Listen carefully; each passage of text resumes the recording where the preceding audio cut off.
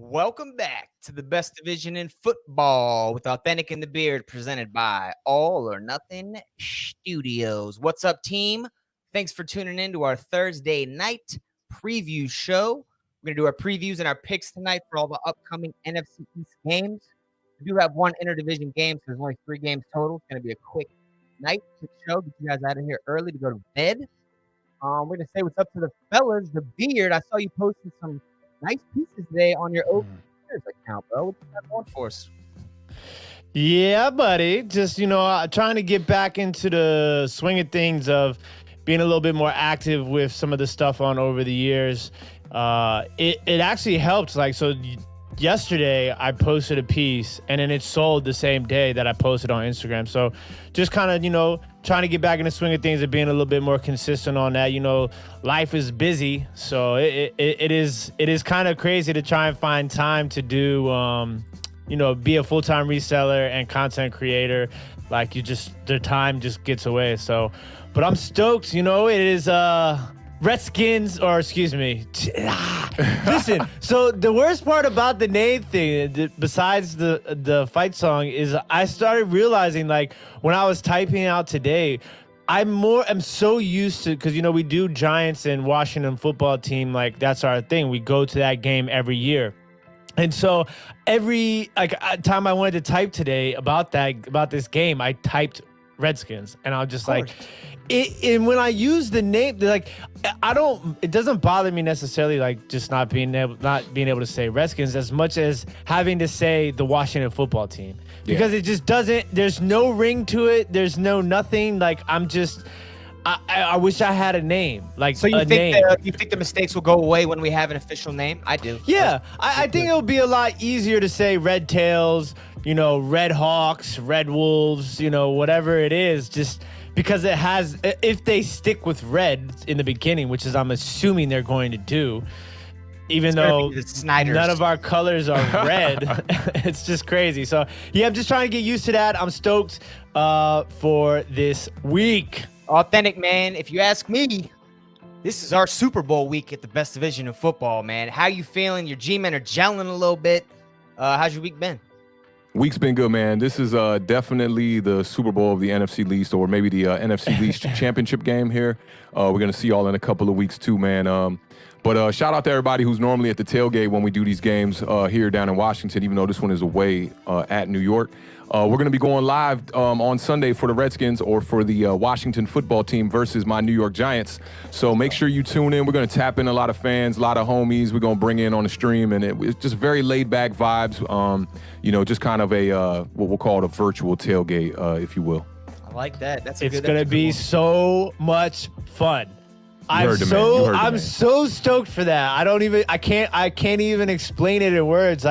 I'm just excited to, be live for the game, because the thing is about these two teams, with Awthentik and myself and Boomz, is that, this is it. They were saying, our Super Bowl, because it's been like this our entire lives. It's not like one of us just became a fan overnight, and switched teams or something.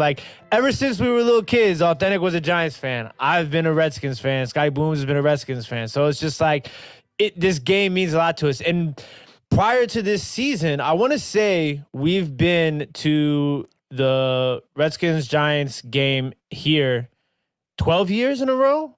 Something like that. It's been something like that, 12 years in a row. Somewhere between 8 and 12 years, I'd say, yeah.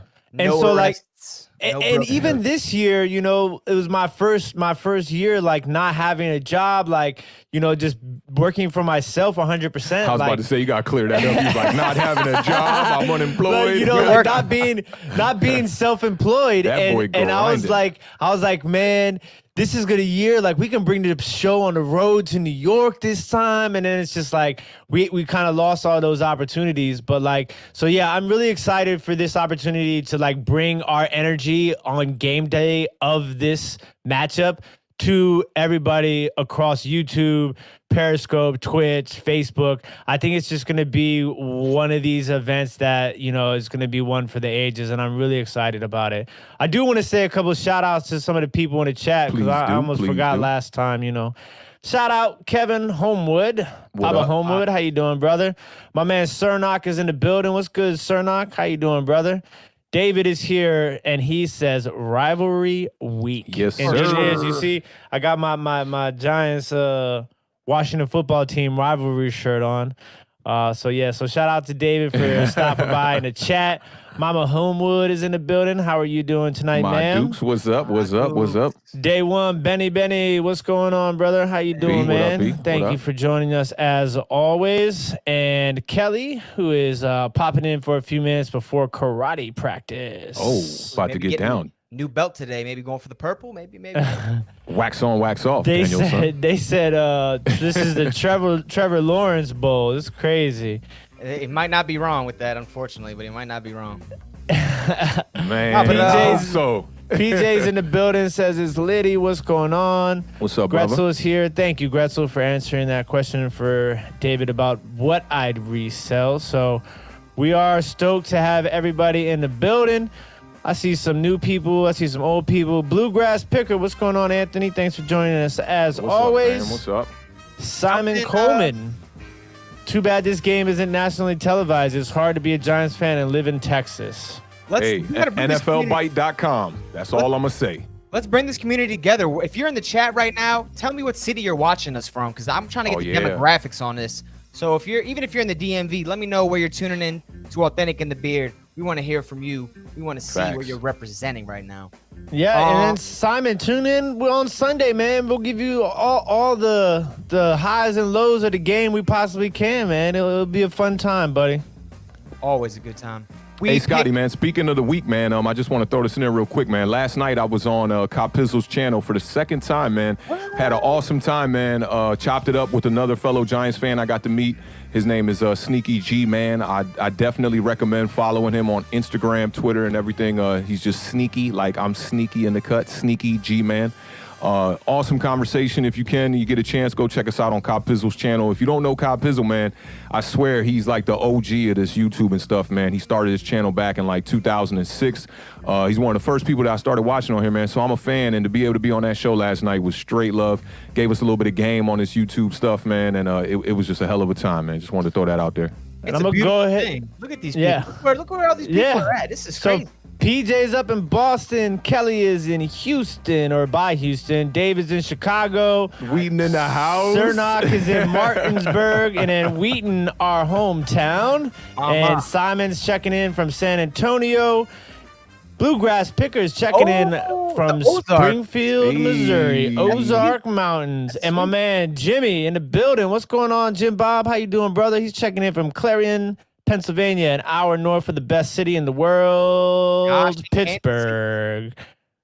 Simon, if you're talking about what YouTube channel I'm talking about, it's a Cop Pizzle's channel. It's COPIZZLE, like Foshizzle, Cop Pizzle. Check him out, man. Awesome content. He rages every week the Giants lose. It's hilarious. Dude brings a smile to my face, I swear, like every week when we're 0-5.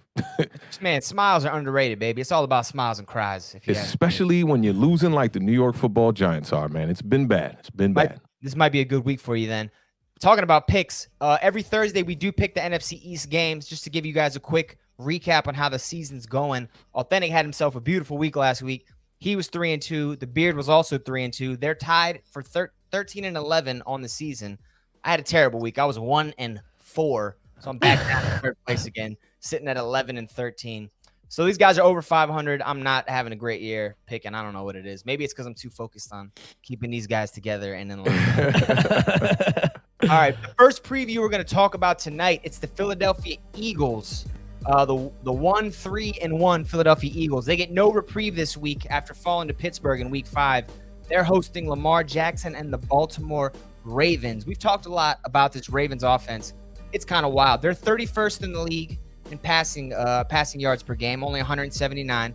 They are third in rushing. Their team is built for rushing. That's what they do, 160 yards per game. They're 3-0 this year when they run the ball more than they pass the ball. So that's clearly been their success rate all the way. Eagles defense, even though they've had kind of a slow start to the season, they're ranked 17th against the pass and against the run. So somewhat middle of the pack.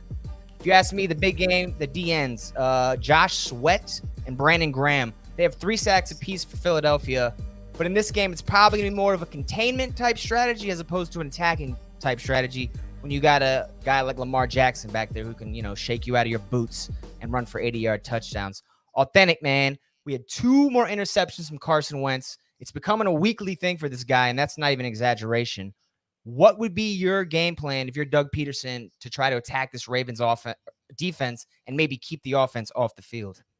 Yeah, I mean, I definitely think you want to try to keep the ball out of Carson Wentz's hands early on in this game and get that running game clicking. Miles Sanders, man, like I said last week, he had the one big run, but outside of that, he really had nothing. He had a 71-yard run. He ended the day with 80 yards on, I want to say it was 10 carries. As far as Carson Wentz goes, man, he's got to watch out for this Ravens defense. This Ravens defense really, really came at Joe Burrow last week, man, and brought the pressure to him. Wentz has been sacked 5 times and hit 11 times last week against the Steelers, man. We got to clean that up.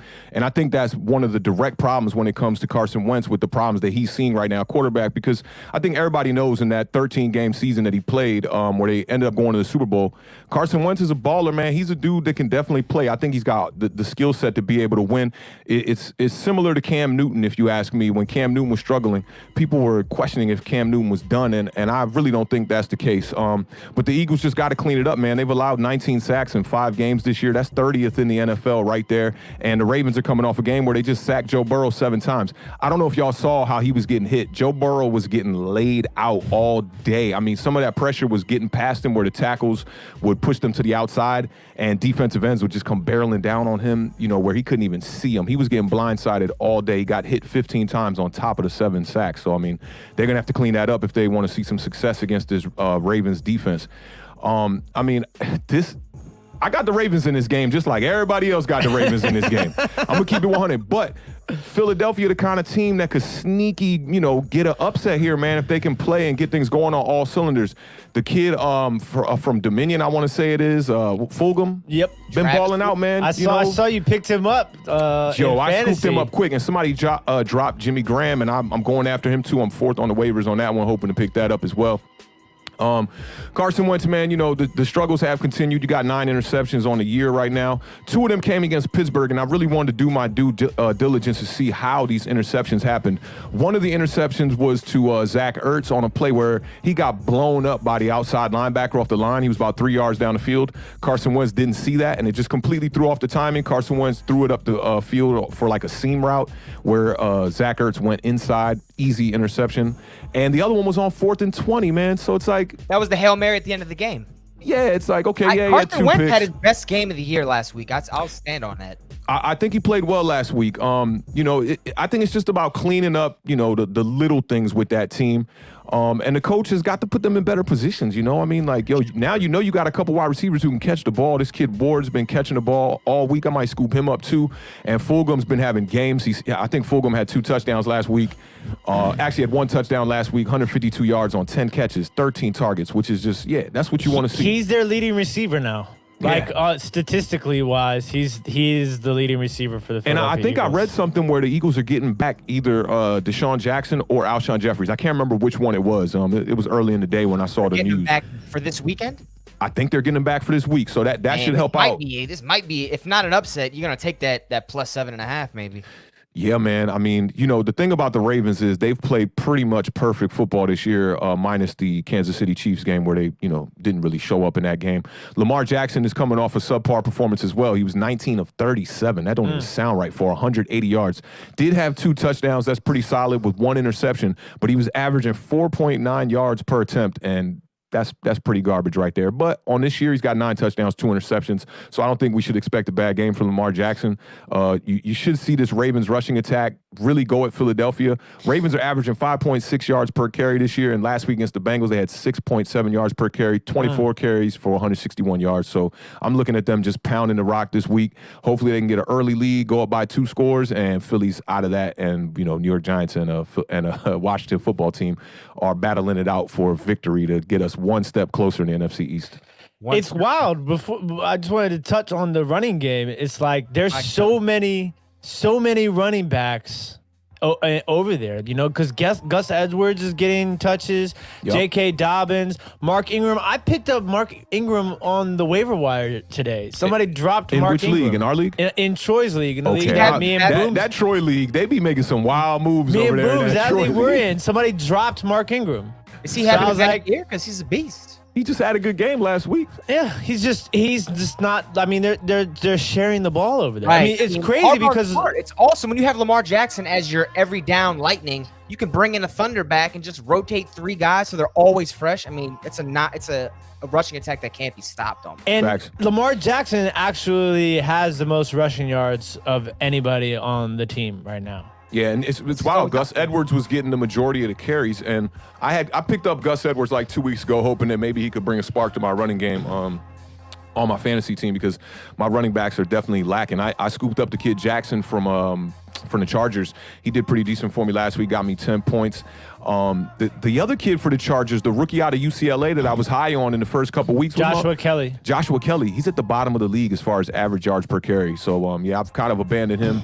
Looking for a little bit of more running game here, man, on the fantasy squad for sure, man. But the beard, I mean, we talk about Travis Fulgham. He's obviously that guy right now in Philadelphia as far as the receiving core goes. Miles Sanders is starting to pick it up a little bit, finally getting his legs underneath him. If you're Philadelphia, man, who are you going to feature in this game as far as offense is concerned to keep Lamar Jackson off the field? Because once Baltimore gets the ball, they're not giving it back till they score or take 6 minutes off the clock. That's a tough question. I kind of am curious right now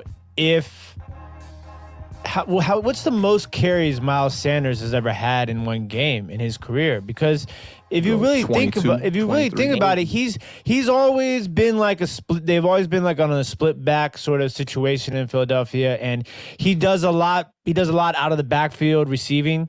So I think that's what you'll see a lot of. Not necessarily like just pounding the ball as far as the run game goes, but using screens and those sort of play calls to, basically replace a run up the middle.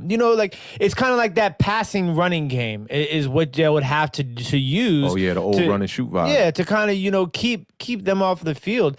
The problem is for Philadelphia is the Ravens have a lot of young talent on that defense that not a lot of people talk about. I've been high on this guy all season, and you saw him wreck some Redskins up in their meeting. Patrick Queen. Oh yeah, he's balling. And I like that kid a lot, and he flies. He's everywhere, and he's super versatile. So you see him like on the line, you see him backed up, you see him, playing all of the different linebacker spots. Like he's that dude. And he's gonna be one of those guys that you're gonna have to. The Eagles are gonna have to keep an eye on, like know where he is at all times. So. It's going to be difficult for the Eagles, but I think Awthentik brought up a great point about, if the Eagles can click on all cylinders, because we've seen this with them every game so far this year, where they've gotten off to these really slow starts and they've dug themselves in these holes, and then you kind of, turn away and then you look back up in the fourth quarter and they're like driving to either tie the game, take the lead, or, in those sort of situations. So is it just... Are they a start away from being, winning a game, like a significant game like this against the Ravens? Do they just need to be able to close out? I think, even though Carson Wentz's turnovers are not necessarily bad turnovers, it still flips the field and it puts their team in these really, tough situations. It doesn't necessarily have to be a bad turnover, but just the flipping of the field seems to have this really large effect on the way that Philadelphia performs throughout the beginning of these games, the middle of these games, and then ending the game. So they have a tough task ahead of them for sure, but I think we're all in agreement on who's going to come away with this win. Maybe we're not. You guys keep saying that, but maybe we're not. Yeah, I know. I'm not sold. I tried to give y'all a little bit of hope for Philadelphia Eagles fans here that, y'all are the team that could go in here and maybe get an upset here. Can't forget about this Philadelphia Eagles defense, because this defense is playing pretty decent against the run. They also have, 18 sacks on the year, I want to say. They were in first place going into last week. Pittsburgh Steelers was right on their heels. And now I believe they fell to either third or fourth. But, they're definitely getting pressure on the quarterback, man. And I think it's very reminiscence of the Washington football team too, where it's like, this is a bad team, but if you look at the front four and what the defense has been able to do and the sacks they've been able to generate, they've been causing problems for quarterbacks. And if you can get turnovers, man, you can completely change the outcome of a game. So, I'm looking to see Philadelphia hang into this game, but if everything goes according to schedule, I got to go with the Ravens, and I'll probably take the Ravens by at least 2 scores. I'm thinking something like 31-21, something like that. 31-21. And the Beard, based on your preview there, I'm going to say you're also picking the Ravens. You want to give me a score? Yeah, I'm gonna run with the Ravens. I think it's going to be 31-21. That's what I just said. Wow. Is that nice. Yeah. You were in deep thought for that, too. I was. I like that, yo. I like that. Hey, shout out to Zach Phillips, man. He said, I'm here to help my dude Awthentik. Let's go Big Blue DJ for 300 yards passing. Yeah, man. He was probably in Kyle Pizzle's stream last night, and I was telling him, man, I'm bombarded by y'all Washington football teamers over here. I need some help, man. I need that Giants army one time. So the more Giants fans, the better. Yeah, I don't think there so. might be more Giants fans in here, than there are Washington football fans. That's a good look. We're working, We're trying to overthrow the government, the Washington football government. You know what I'm saying? A coup d'etat, if you will. I had Philadelphia written down. I think that's a stupid pick. I'm going to go with the Ravens. I'm not going to go 31-21. I think it's going to be high scoring. Give me 41. 41-28 sounds good. I think Philadelphia's going to make a little bit of run at it. But, the Ravens... The Chiefs' defense looked good for a couple weeks, and they held the Ravens down like we haven't really seen. But that just might be something the Chiefs have over the Ravens. I don't really know what that was. But I think the Philly defense is going to struggle. There's no Lamar Jackson did say Chiefs are his kryptonite, so it could be something mental there. You can't say that, man. I'm trying to tell you. You cannot ever publicly say that about another team, because then it's done, your career. Man, I want to see Lamar Jackson get back and, instead of losing in his first game after the bye in the playoffs, I'd like to see them go to the Super Bowl this year, because I remember – last year when they got knocked out, I was telling my man Frank the Tank, I was like, you're going to see him again. Watch. You're going to see him again. And he was like, yeah, whatever. He's kind of downplaying it. So I want to see Lamar get back this week or this year and at least get back, maybe get to the championship this year or something. Yeah, well, if he doesn't see the Chiefs, he's got a great chance. They were my Super Bowl pick, the Baltimore Ravens. Yeah, and a lot of that had to do with the fact that I'm been holding on to this Lamar Jackson autograph card rookie that I'm trying to, off once they win the Super Bowl. Yeah, that value. It's already way up. Already went up in value after that. After those last 2 years, but a Super Bowl would just be nice. Maybe a Super Bowl MVP on top. Maybe. All right. The preview we're going to get to next is the one you guys have probably been waiting for. It's our Super Bowl, our Civil War, whatever you want to call it. I won't say Civil War because it's black. I know why that didn't sound right. It's Tim's, the Beard's Washington football team taking on Awthentik's New York Giants. The Giants right now are a 2.5-point favorite. Washington's coming off a loss last week, slop fest. It was 30-10 against the Rams. The Giants had a much better defeat to Dallas. It was 37-34. Looks to me like that Giants team's gelling right now. Definitely on defense. Offense, maybe not so much. Kyle Allen, Washington quarterback, he has been practicing on a limited basis this week. Ron Rivera has come out and said if he's healthy, he will be the starter for Washington. So Alex Smith's return was brief, but still enough to get him that comeback player of the year trophy, if you ask me. The skill players for both these teams, the Giants and Washington, they're lacking in explosiveness. We know this. So if you ask me, the game's going to be won in the trenches. With that said, I got some stats. Washington, 6th in the NFL with 15 sacks. The New York Giants have allowed 16, which is the 7th worst in the league. So that might be someplace Washington can exploit if they get their front four going. Daniel Jones, Danny Dimes, quarterback for the Giants, 4 consecutive games without a passing touchdown. Although if you've been watching Washington this year, you'll know that Landon Collins' coverage abilities will probably help remedy that streak for Danny Dimes. I don't see it. I don't see how we can't throw a touchdown against our secondary. But I got a quick question for you guys before we really get into it. The Beard, I'll ask you first. If you had to take one player off Awthentik's Giants and put it on your squad, who are you taking? Active Right player? now, today. Of course. Lawrence I mean, Taylor. I was thinking, Yeah, right. kind of take Saquon, but nah. I take Darius Slayton right now. I Authentic. think you're taking the wrong one. I think if I'm a Redskins fan, I'm going Blake Martinez right off the bat. Y'all need linebacker help big time. We do. I think it's pretty obvious Evan with Ingram. who I would take from the Washington football Chase. team. Chase Young. You wouldn't take McLaurin? Nope. I wouldn't take McLaurin right now. Chase Young is just, man, that's going to be 10 years of just havoc, straight up. That kid, it's crazy because he was like super swole when he was in college, and then you see him get to the NFL, and it looks like he even bulked up and put on more weight. But he's just as fast, man. That dude is just a terror for quarterbacks. Unfortunate to have him hurt there for a couple weeks, but y'all had him back last week. I don't think he made any splash plays or anything, but just his presence on the field, man, I'd go Chase Young.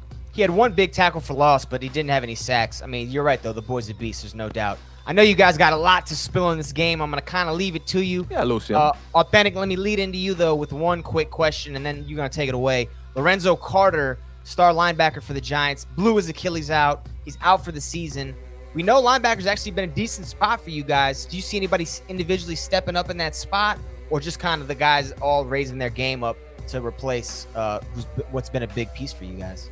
Yeah, I mean, losing Lorenzo Carter is major, and I think with the injury to Dak Prescott in that last game, that injury to Lorenzo was overlooked because, I mean, that was a horrific injury to Dak Prescott. Again, prayers out to him, man, and all the Dallas Cowboys fans. I hope y'all can do a little something this year with your boy Andy Dalton. That's a good insurance policy you guys got there, State Farm. But as far as Lorenzo Carter goes, man, it's going to be tough because, we already got O'Shane Ximenez on the IR right now. He's not expected to be out for the whole year, but that could have been a guy who could have came in, another draft pick from Dave Gettleman that could have came in and maybe did a little something. Marcus Golden is who's going to be his replacement, and Marcus Golden came in and did some decent things in the pass rush, but where Marcus Golden doesn't show up is in the running game. He's got problems. I feel like he's more of a 3-4 pass rusher from the outside, so I don't really like him as much on stopping the runs. So, I mean, this is going to be a multitude of people that are going to fill in. I think we're going to need a little bit more pressure from the middle this week from Leo and from my boy out of Clemson, Dexter Lawrence. And I think it'll start there. And then if they can do that, Marcus Golden can get some pressure on the edge and maybe get some pressure on your boy Kyle Allen. But I do think it's going to be difficult, man. Kyle Allen looked very fast last week. He was making his reads really quickly last week. I like what I saw out of him. If he can come in here healthy, I think it's going to be a greater task for the Giants defense to stop the Washington football team offense. With Alex Smith in there, things looked a little bit more lethargic. It looked a little bit lethargic with your boy Kyle Allen too, but with Alex Smith, things looked a bit dreadful. Only 37 passing yards for him on the day. He got sacked a bunch of times. Redskins allowed 8 sacks, man, last week. So, it's tough to see one of our pass rushers in Lorenzo Carter go down because we definitely need all the help we can defensively. Our defense has been keeping us in these games, keeping these games close. Daniel Jones, man, he's got, I want to say, 3 to 4 games now without a passing touchdown. Referees definitely didn't help us last week on that one. He had one that got called back. I was so hype off that when we talked about that on Tuesday. 3 fumbles for Daniel Jones this year. We got to clean that up, especially with Chase Young back healthy. He's going to be attacking the quarterback, and he's going to be trying to get those strip sacks 100. So Daniel Jones and especially Andrew Thomas on that left tackle, man, protecting the blind side is going to be very important in this game. Now, the Giants have been looking for help offensively, man, and last night on Kyle Pizzle's channel, we talked about this, man. We kind of feel like that this team is really just one offensive piece away from being at least a contender within this division. If you look back at the Eli Manning teams when Eli was drafted, and you look around 06, 07, 08, Plaxico Burress came into that team and completely changed the vibe of that New York team. I don't know if y'all remember how that went. As soon as we got Plaxico, it went from being Amani Toomer being one of the main guys, and, he was getting a little up there in age already. Thank God we got him a Super Bowl before he retired. But Plaxico Burress was a splash player on this offense that really made waves for us. It was unfortunate with the Cheddar Bob situation that happened to him in the club. I want to say that was at Latin Quarters, or if it was at SOBs. I think it was at Latin Quarters, one of the famous hood clubs in New York. But this week, man, we promoted wide receiver Austin Mack, undrafted out of Ohio State, from the practice squad to our active roster, and we got rid of the kid, number 18. I forget his name, Radley. He got waived. So I don't know if this kid's going to get in here. Radley was getting a couple snaps, and he got a couple targets in the games that he did play in. So I don't know if Austin Mack can come in and maybe give this offense a little bit of life. It's going to take a lot of balance from New York to win this game, man. And last week against Dallas, we definitely showed a bit of balance offensively. 27 rushes, 33 passes. That's the kind of game that should have got Daniel Jones a victory. Unfortunately, we just missed out and didn't get that victory there. Went a little aggressive against Dallas towards the end and left too much time on the clock, man. Then you get Andy Dalton coming down and throwing his long bomb to Gallup, and game's over there. Is very unfortunate. But defensively, we were off balance all day. So if the Redskins could come out here and run the rock, Antonio Gibson's been a solid running back for you guys this year, and I do think he can see some success, but the Giants are going to have to limit what he does. And if we can limit what y'all do with the running game, I think the Giants could take this game no problem. Hopefully we can get some offensive production. I just want to see Daniel Jones get some touchdowns and get this media and all these fans off his back. I still got faith in Daniel Jones. We got to let him play out this whole season, and maybe this is just a sophomore slump. Same kind of faith I have in Cam Newton right now as a Patriot. I know Cam Newton came into the league as a rookie, lit up the league, man. Second year, sophomore slump was just terrible for him. Struggled in that sophomore year, but then he came back and had great years after that. So I've definitely not lost faith in Daniel Jones.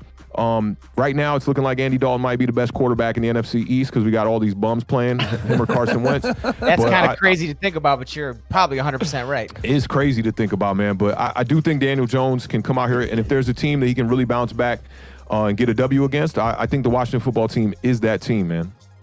So you're feeling pretty good. You said you're confident in the Giants' run defense, and you're also a little bit worried about Kyle Allen's athleticism. Do you want your DNs to play a little bit differently, or you want full engage 8, go after this guy like the Beard type defense? Everybody. Honestly, I'd like to see us get pressure with the front four if possible.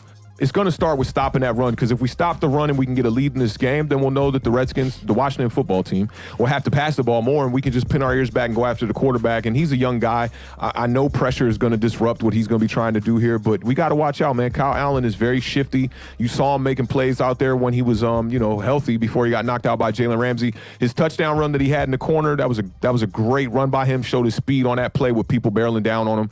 Got into the end zone. Just unfortunately got knocked out of that game, but I got a lot of faith in Kyle Allen. I think he's a baller. I think he's very capable.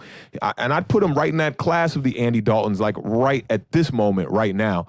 But it's going to be an interesting matchup, man. And I think if the Giants can't come out here and win a game against the Washington football team, you can just chalk up this football season.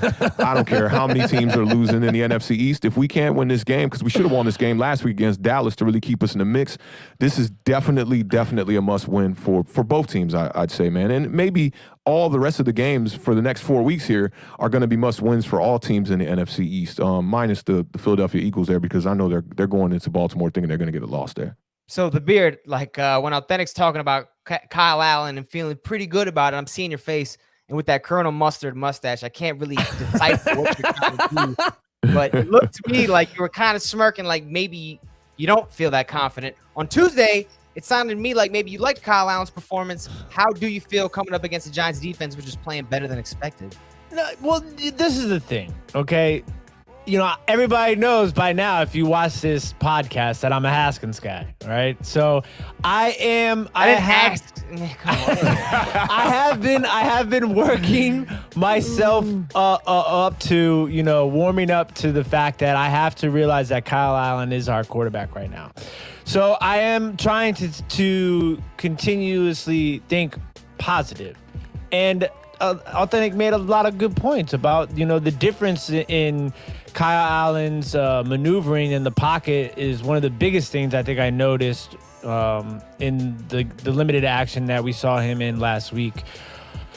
I think it is not just all on Kyle Allen as much as it is on Scott Turner. I feel like, we've been in this mode where you've been preaching to us about how Kyle Allen knows the system. I want to see this system. Like, I wish he would just close his eyes and be like, okay, Antonio Gibson is Christian McCaffrey. I'm going to treat my play calling as if Antonio Gibson is Christian McCaffrey. You got to call the game plan according to the personnel too, though. For sure. I think that Antonio Gibson has a lot of qualities that are very similar to Christian McCaffrey. People easily forget that Antonio Gibson played a majority of his play was at wide receiver in college. He already has more carries in the NFL than he had his entire career at Memphis or wherever. Yeah, and so like it's to me, it's and McKissick played very well last week as far as receiving out of the backfield. But I think that you have to utilize Antonio Gibson more creatively, and he just needs to touch the ball. That one game when he had his best game, he had his most touches. You saw him kind of building up that rhythm. He was getting better and better every time he touched the ball. So I think that that's very important. That's one of them. That's a big discounted thing is volume for a running back, because a lot of running backs, you can't just give them 5 carries and expect them to ball out.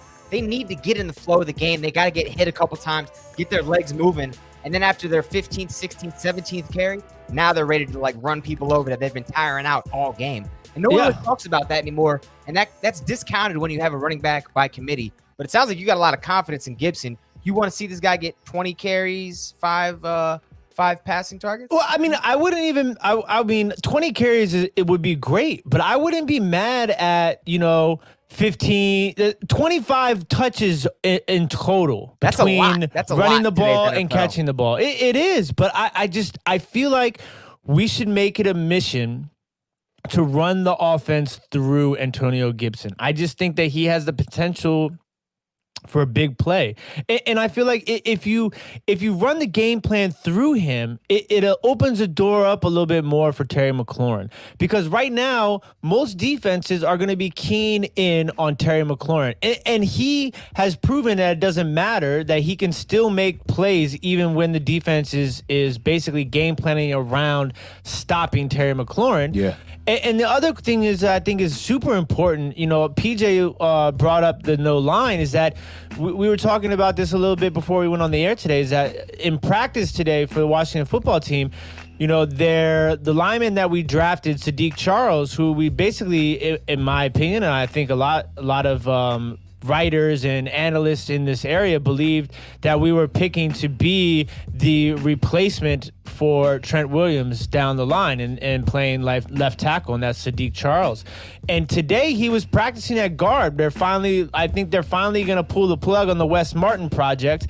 And I think that might be a good call. This is the thing, is I preached about this last week, and I did it in a jokingly kind of smart aleck way about how Dwayne Haskins isn't the only problem on this football team. If you're gonna hold the quarterback accountable and pull him, and make the change, we should be doing that across the board at all the different positions. And I think today we saw that in practice when we saw the Sadiq Charles coming in, and we talked about the last episode. We talked about the linebacking core, how the linebacking core has let down the Washington football team tremendously. The tight end, every tight end that we play does really well. All these big plays are coming across in the middle of the field. The linebackers just weren't playing, and we were questioning, where's Cole Holcomb? Where's Sean Hamilton? And today, both of them were practicing with the first-team defense in the beginning of practice. So I think that now, if you're going to continue this trend of culture change, then it's important to do it across the board, and I think we're starting to see that today. So I want to see them take a shot down the field. I was just going to say, maybe even first play, first possession. Both of these teams are struggling from not making big plays early on in the game. If Washington football team, if they could come out and get one big play to, let's say, Terry McLaurin for about 40, 50 yards on the first or second drive, now you got the defense on their heels. You can run the rock. You can get Gibson involved in this game plan the way you want to. But I think if the game plan is going to start with Gibson and there's no big splash play, it's going to be real tough to get him going against this Giants defense. I mean, we know how to plug that run. We got the big boys up front for sure. So I agree with you on that, man. It's definitely going to be a big play. I think whatever team could get the first big play in this game will be the team that's going to win it. And go ahead. I just wanted to say to the point that that's spot on right there with what Awthentik is saying. But the point that Scotty Boomz made right in the beginning about the trenches. I mean, the Washington football team, I'm going to go out. I'm going to make a prediction, a sack prediction alert. Sack It's been a prediction couple alert. weeks. It's been a couple weeks. Let's go. So I think that, if the Washington football team wants to win this game, we're going to need some ferocious defense play. I mean, I'm talking about exotic blitzes. I'm talking about swapping Sweat and Young switching, flip-flopping sides. I want to see It sounded sexual for a second. Swapping Sweat. We have now approached PG-13 rating on our YouTube channel. I didn't even think about that. You right. But nah, I preached about how impressed I've been with Montez Sweat so far this year. And I think that this is... Oh, that's what you meant by that. Yeah, swapping Sweat like Sweat. I be off know right what away. you meant, bro. Swapping that sweat. Yeah, so... That's like a new saying, like the defensive coordinator is going to be like, Right. I want to see you swapping the Sweat. What you know about that H-Town, Scotty? What you know about that I'm a H-Town? little bit young for it, but I know a little something about it. Oh man. So yeah, I really just want to see this sort of like smash mouth, game going on. Swapping Sweat, smashing mouths. I want a dirty Some game. full-blown exotic the, film right here. Did you give us a sack Erotic. prediction? Did you give us a number? Oh, yeah. I'm gonna throw out the 7 sack again. I think the Washington football team gets 7 sacks this week. It's gonna be super important for them to really show their dominance on the defensive line.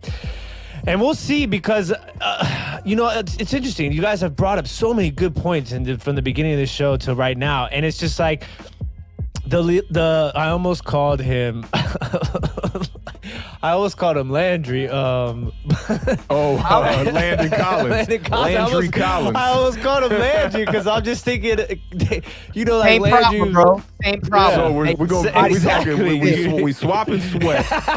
We get into the sacks. What was the other one? We smashing mouths. Yo. So it's gonna be huge for them to because they have this issue with big plays, and the third down conversion has improved this year, but where it has not improved is the situational third down conversions. Like every time the opponent really needs a first down, either to finally crush the windpipe or, to get the ball rolling, or in the beginning of the second half, in these key situations, they have just really been able to convert on third down. And that's where we really need to step up. Like, you need to get your men in the huddle and be like, look, this is the play. What side of the ball you think is more important to step up on third down?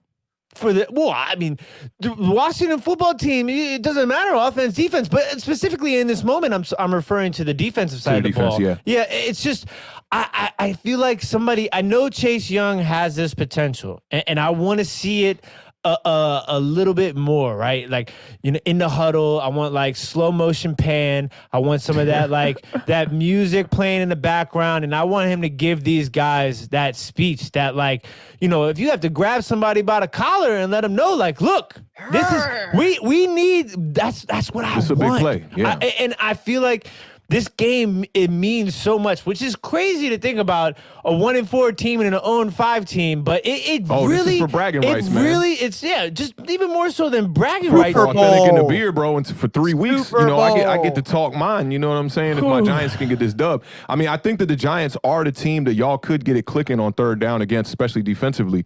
Giants have looked terrible on third downs, but this last week against Dallas, we looked pretty decent. Daniel Jones was 7 of 13 on third down. It was the first time we were over 50%. But we know that Dallas defense is very terrible. They're last in the league in damn near every category. So, we're not looking for the exact same kind of production out of Daniel Jones, but I need to see better red zone play. The Giants settled for field goals way too much against Dallas. And that's the my thing question is, for you. Let me ask Awthentik real quick. We talked about the Beards player on offense to pick. Who do you have for the Giants that you want to see featured? Since you know Washington, you've seen every Washington game this year. Who would you like to see Daniel Jones feature or run the ball with have success. I mean, there's a couple players I think we got to look out for this week. Evan Ingram had a pretty decent game last week, and he only had one catch, but he had the reverse that scored a touchdown with a beautiful juke that he made there. Darius Slayton, you got to get Darius Slayton involved in his game plan if you want this offense to look like what it's supposed to look like. I mean, last week I want to say he had 10 catches, 127 yards. No touchdowns, so we just got to get in the end zone. I think that's most important. Darius Slayton should be one of the major features.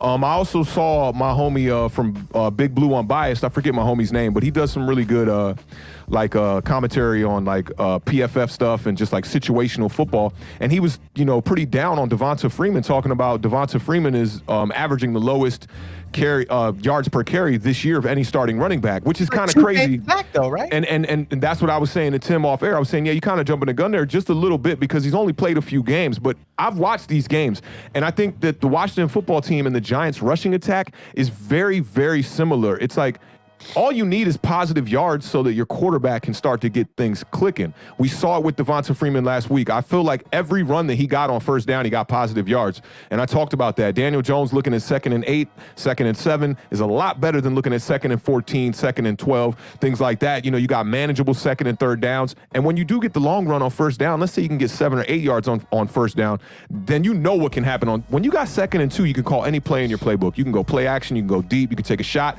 you can run the ball, try to just get the first down there. Gives you a lot of options to be able to do things.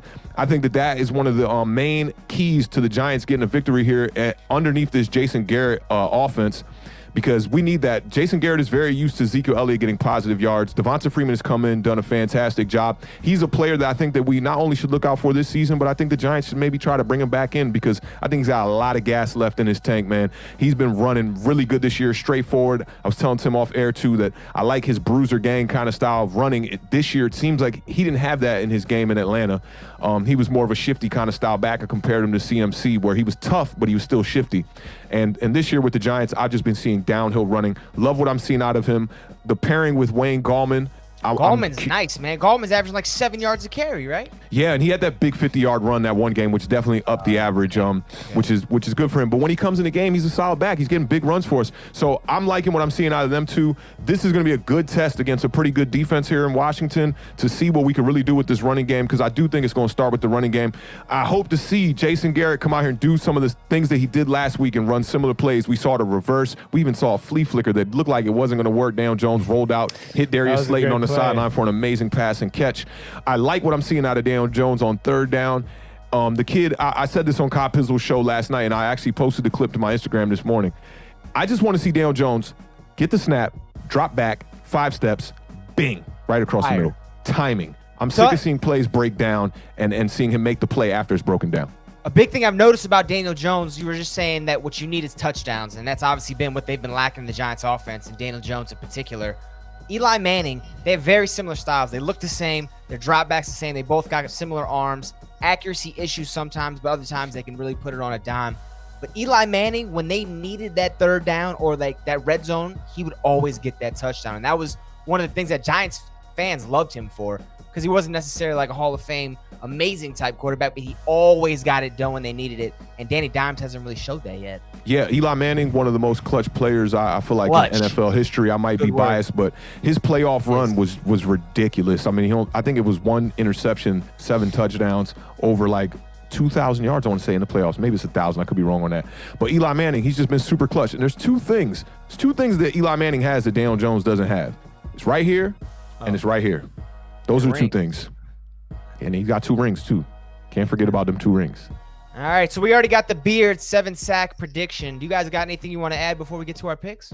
I did want to say that I am a little concerned about this game after watching that Cowboys game, because as bad as the Cowboys defense is, right? Like, to see the jump in which the Giants offense made from their previous weeks and into that game, I feel like, yeah, I'm sure a lot of it had to do with the Cowboys defense, but I think a lot of it did have to do with them making adjustments, and especially in the run game, and because the run game has been abysmal for the Giants Yeah. up to that game. And just I feel like they finally figured out how to use each running back that they have, who, because it's basically a running back by committee that's replacing Saquon Barkley at this point. And I feel like in this game, we actually saw them figure out how to utilize each running back properly into their fit their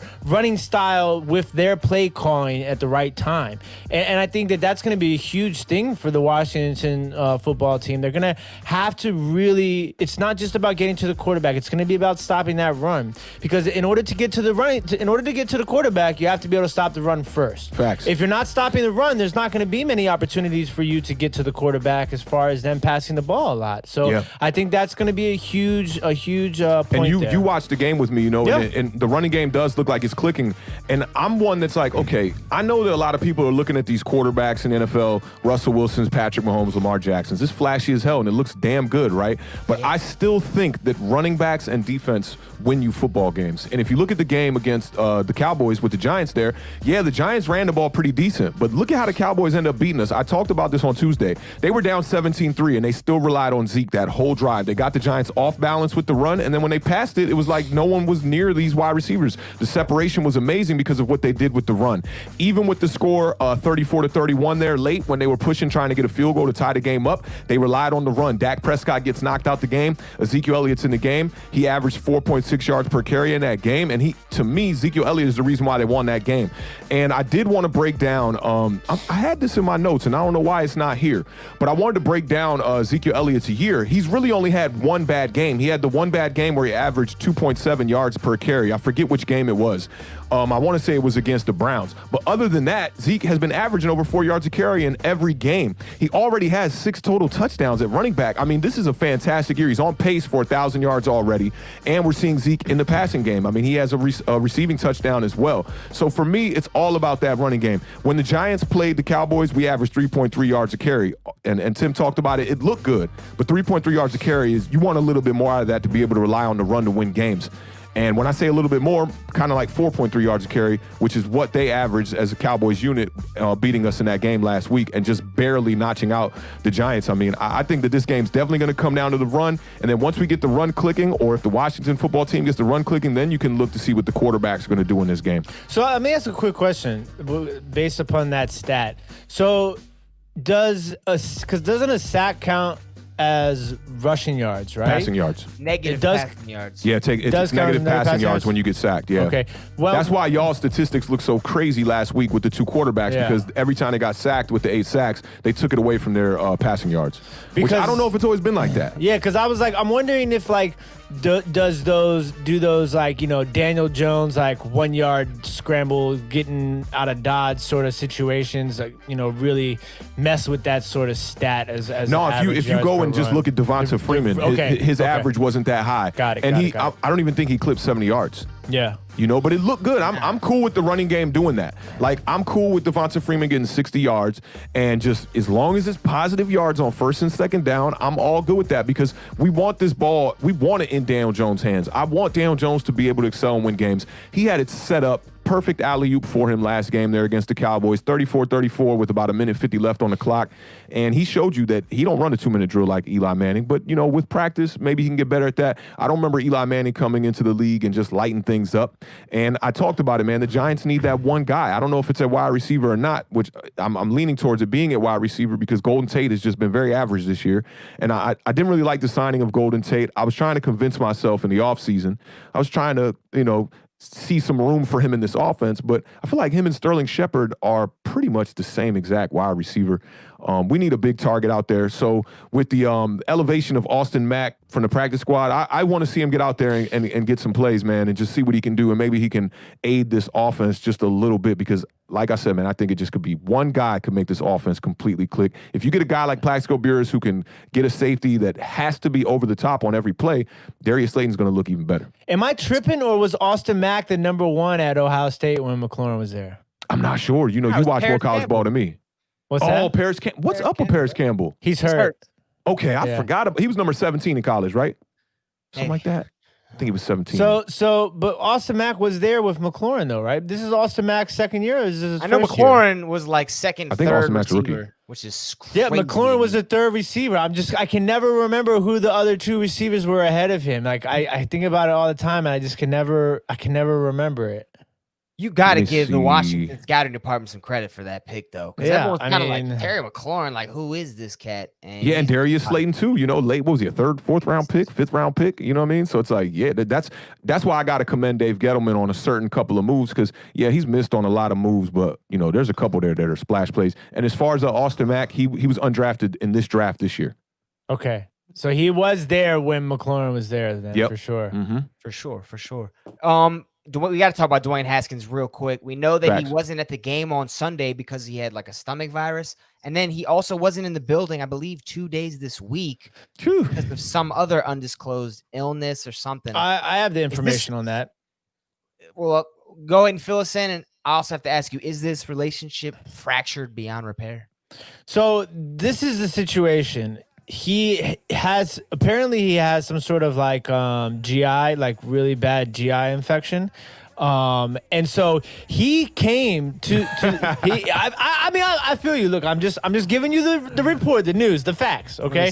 He came to the building and the doctor saw him because this is the thing is that you have to, no matter what, you have to get a corona test every day that they're required to be administered. If you miss a corona test, you get fined $50,000 for the first one, and in the second one, if you miss a second test, you get suspended for a game without a paycheck. So he has been at the facility every day since this stomach infection has been going on. So what happened is that they said, I see you, Ben. They said that. Yeah, I was gonna say. I like the other one he put up too. Third and fourth is the meat and potatoes of the draft. I like that. That's very true. We talked about that, Tim, with like cats like Kelsey and Kittle, and Hill, and all these other guys going in the second, third, fourth, fifth round.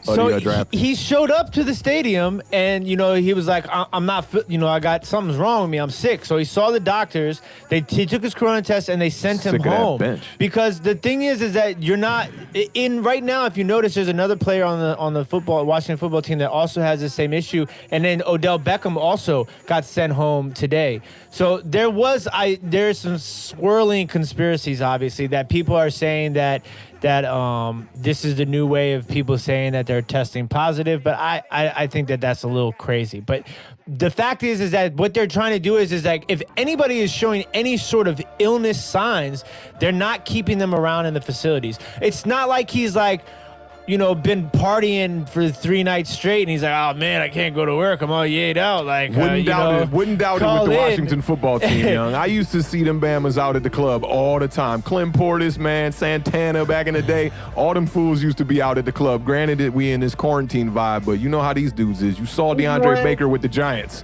When Adrian Peterson was in town, our boy Fats got that amazing picture. Adrian Peterson, like he's got him in a headlock. I mean, he roughed him up a little bit. Nelson could probably run on the line right now for the Washington football team, for real. But yeah, that's the guard we've had in years, for sure. They asked Rivera today, and Rivera said no. Like this is, I am still focused on developing Dwayne Haskins as a quarterback. That's his Chris statement. But I think it's crazy because they said that he didn't request a trade and nobody's contacted them about trading, and then they're not trading him.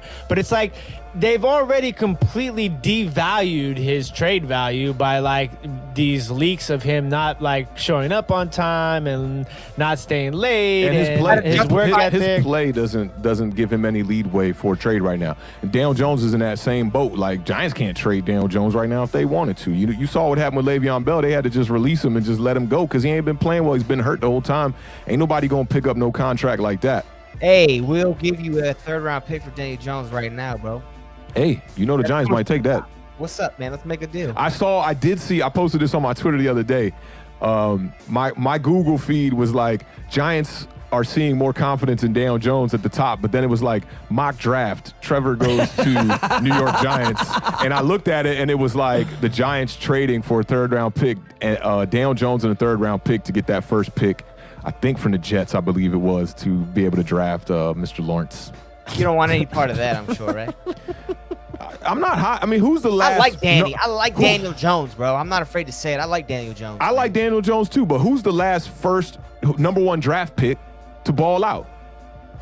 I mean, Burrow looks pretty good right now. Man, Yeah, Burrow like, was getting punished this past Sandy? weekend. He was. Yeah, it's tough. was. He threw for like 170 yards and got sacked like 8 times. He had a bad game. You What did I know? tell you about that? I told you guys the Bengals were going to get smashed. That's the team. You that did played. say that. And I'm Right. not talking about like somebody who just comes in and plays well for a few games. I'm talking about like, had a little career or something, like an Andrew like Luck. a longer term thing.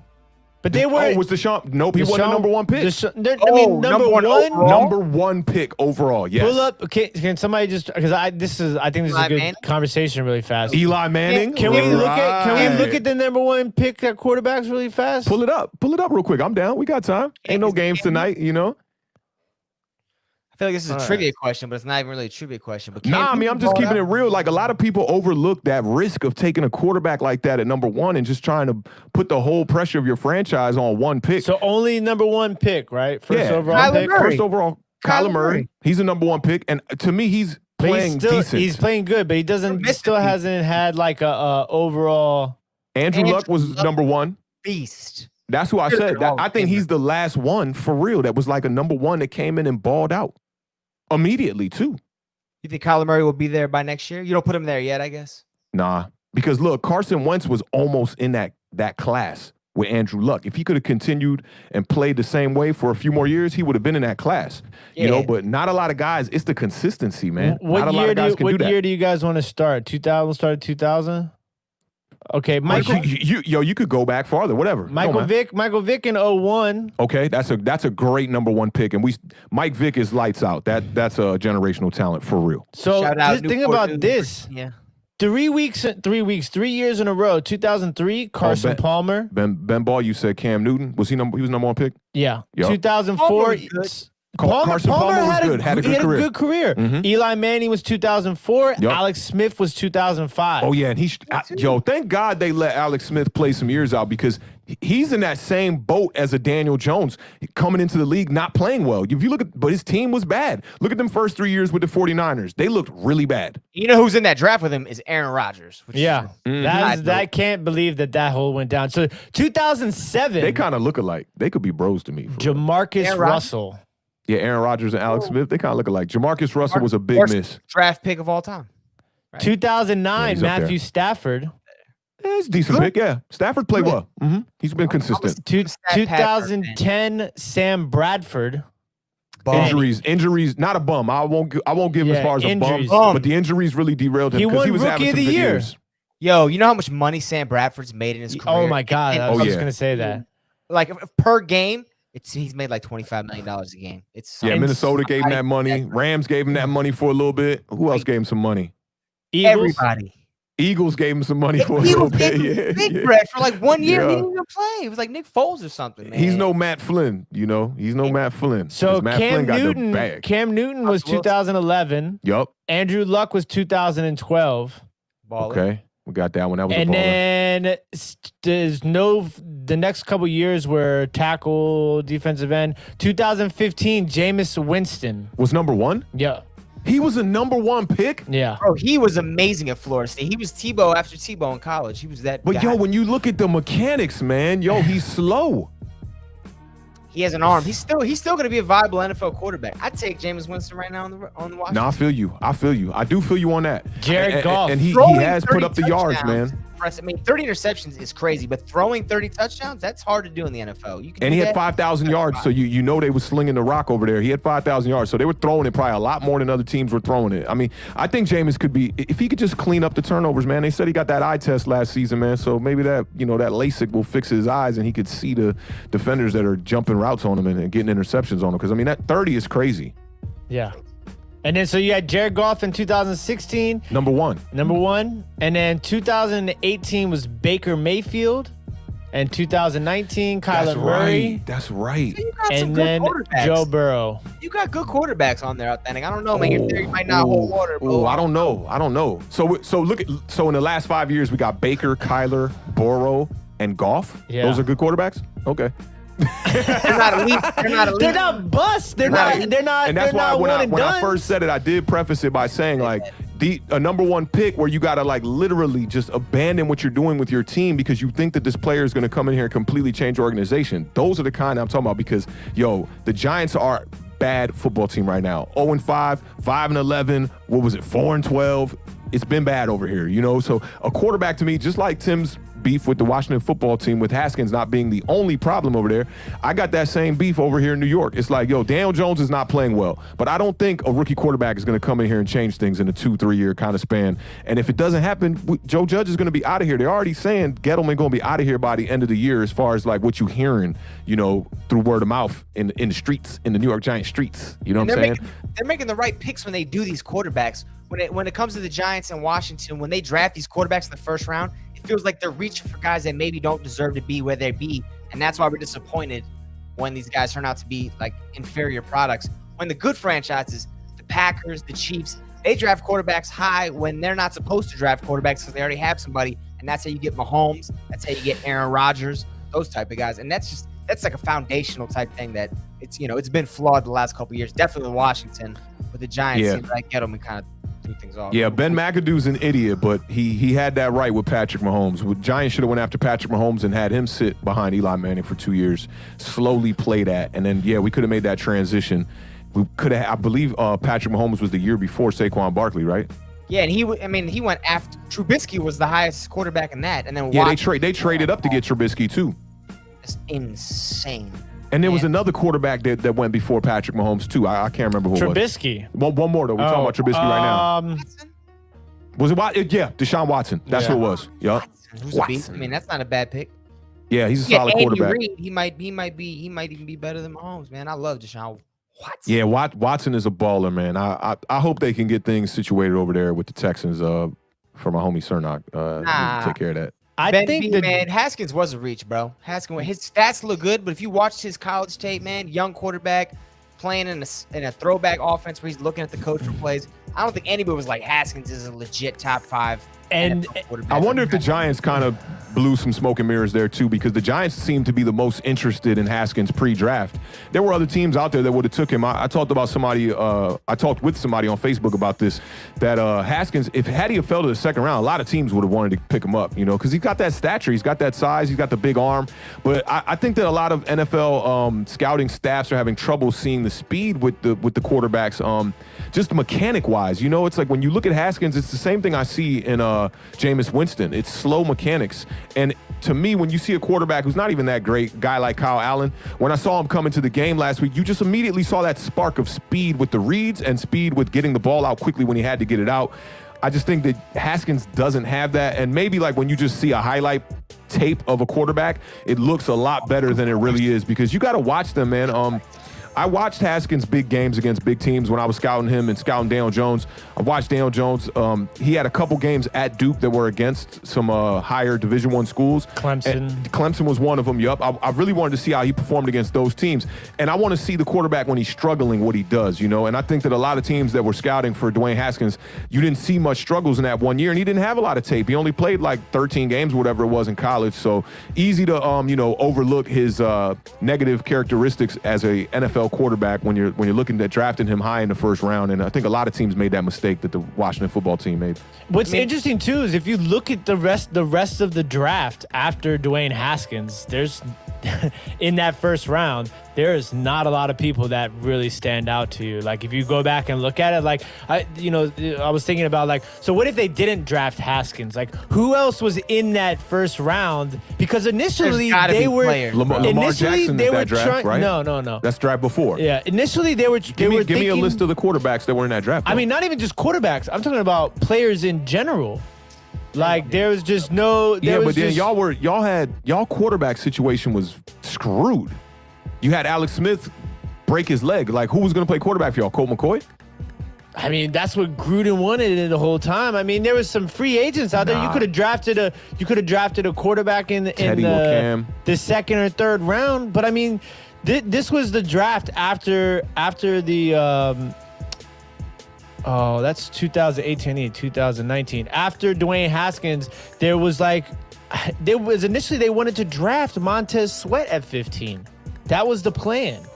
And then they drafted Haskins, and then nobody picked up Sweat, and they traded back into the first round and got him right at the end. You're bugging, dude. I'm 5 picks after him. Brian Burns, I'd love him. Dexter Lawrence, sign me up. Jeffrey Simmons, Noah Fant. Come on, we don't need a tight end right now. But that's what. Listen, I'm trying to get to. I'm just saying, like I was bringing up, like there's who would we pick up?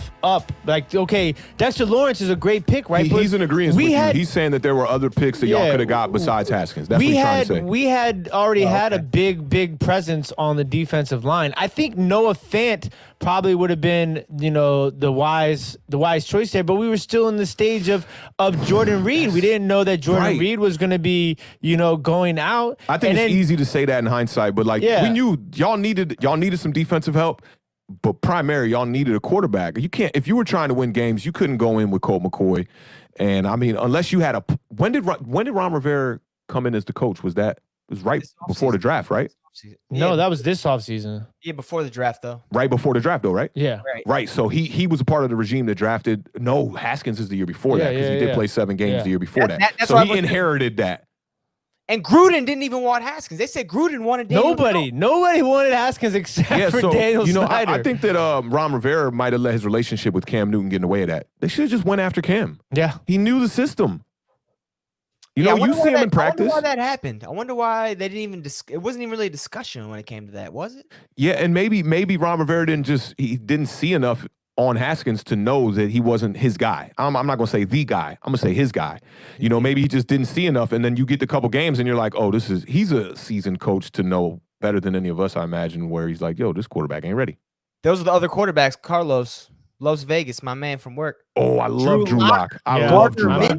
I take Gardner Minshew. Why did Drew Lock fall in that draft, man? He's the prototype size for quarterback, man. I love Drew Lock. He was up into the discussion in the top this is jogging my memory too. Didn't Carolina get a quarterback in this draft too? Kyle Allen. No, not Greer. Kyle Allen. Will Greer. Wasn't he in this draft too? Will Greer is far gone. I don't know where he is. He's in West Virginia. He's in Martinsburg with. He's not even on the active roster. Yeah, he's a third. He's a third stringer behind. Okay. Because I liked his skill set. He was more of like a Marcus Mariota style of quarterback, where like the run kind of came first from what I saw on his tape, and he seemed like a guy who had the wheels. I might be mistaken on this. I told you I don't watch college ball, but from what I remember from his tape, he had a little bit of wheels and he could move around. I mean, he might. You never know. He might be a guy. He just hasn't had his chance yet over there in that's Carolina. And with a young quarterback like what's his name, Teddy Bridgewater, it's going to be tough to get on the field. Hey, don't sleep on Carolina Panthers right now. They're putting it together. Matt Rule, Teddy Bridgewater, they rolled off like 3 wins in a row. Like they're doing it. Bridgewater, Matt Rule, that's probably one of the better coach pickups in the offseason, man. I like that pickup. No one's talking about Carolina, but they're doing their thing. All right, so give me I assume I know who you're picking, but I'd like to pick some scores from each of you fine individuals. Authentic, we're going to start with you. All right. I got to go with my New York Football Giants. 0-5. Last time we was 0-6. I want to say it was like 2014 or something like that, 2013. It was ugly. I remember that. That season was just terrible. We got together late. Not that long ago. Yeah, it wasn't that long ago. So I'm going to go, let's see. I'll go New York Giants win this game. I think the offense gets it clicking. We're just coming off our first 30-point game of the year against Dallas. And I think we can put up similar results against the Washington football team, formerly known as.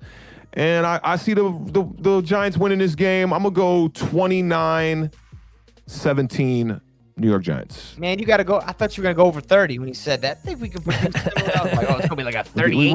We'll get close, man. We'll get close. 29-17, interesting score. I'll take it. The Beard, I got your 7-sack prediction in for Washington's defense. Give me a pick and a score for the game. So I'm going to pull out an old Beard trick, and I'm going to say it is a 0-0 tie. No, somebody said that in the chat. $1. For those of you that this is your first season watching, there was a couple occasions last year that I picked games that win in ties, like serious picks and predictions. I almost nailed a couple of those too. Yeah, I remember one of them was. Oh yeah, we gotta say that he tie, but the score was wrong. Yeah, something like that. So he didn't call any ties. Glock, what's up, fam? How you living? I am. I'm gonna go Washington football team is going to win by a final score of 21-17. Shout out Tommy. What's good, Tommy? Hey, Tommy, I told you I need to holler at you, bro. I see you on that COD, bro. I need to holler at you, man. I'm going to pay attention to a little bit more of your streams. I've been seeing you testing, man. I definitely got to check you out there, man. The Beard talks about Washington's defense. There's holes on our defense. We got a good D-line. We got depth there. We have good cornerbacks. I like that, David. There's depth there, too. Linebacker and safety, the middle of the field, it's been awful. Evan Engram hasn't really gotten on the same page as Danny Dimes yet this year. This is going to be the game it's going to happen. I can see Engram having a huge game. Is Scotty about to pick my Giants? I'm going to go with the New York Football Giants to win. It's going to be 30-27. It's going to be like a flip the script from last week against Dallas for the Giants. They're going to be very close, high-scoring affair, but they're going to be the ones kicking the game-winning field goal. Graham Gano is just like the man. That boy can't Bro, miss. do you know that the Giants have not beaten the Eagles or the Cowboys in the whole Dave Gettleman regime time? Tomorrow. Or That's kind of crazy. It's kind of crazy. Not the Washington team. Oh, wait. Teamers. Dallas and Philadelphia. We've not beaten them once since we've had Dave Gettleman. How many years is that, though? 3? 3 or 4 years. Is it 3? I think it's 3. Joe Pat Judge. Shermer. Yeah, because McAdoo was with Jerry Reese. Jerry. I was trying to think of your last GM's name. I was like, who was that guy? I know Awthentik hated him too, man. Yeah, Evan Engram was his last draft pick too. But he got the Super Bowls, right? He was there for the 20. Yeah, he was there for those. Yep. He was there for a minute too. As staff, he was there for a long time too. Good man. Let's get it moving. We're going to take a quick commercial break, 10-second break. Everyone get their breath. We're coming back with trivia time. Hang tight.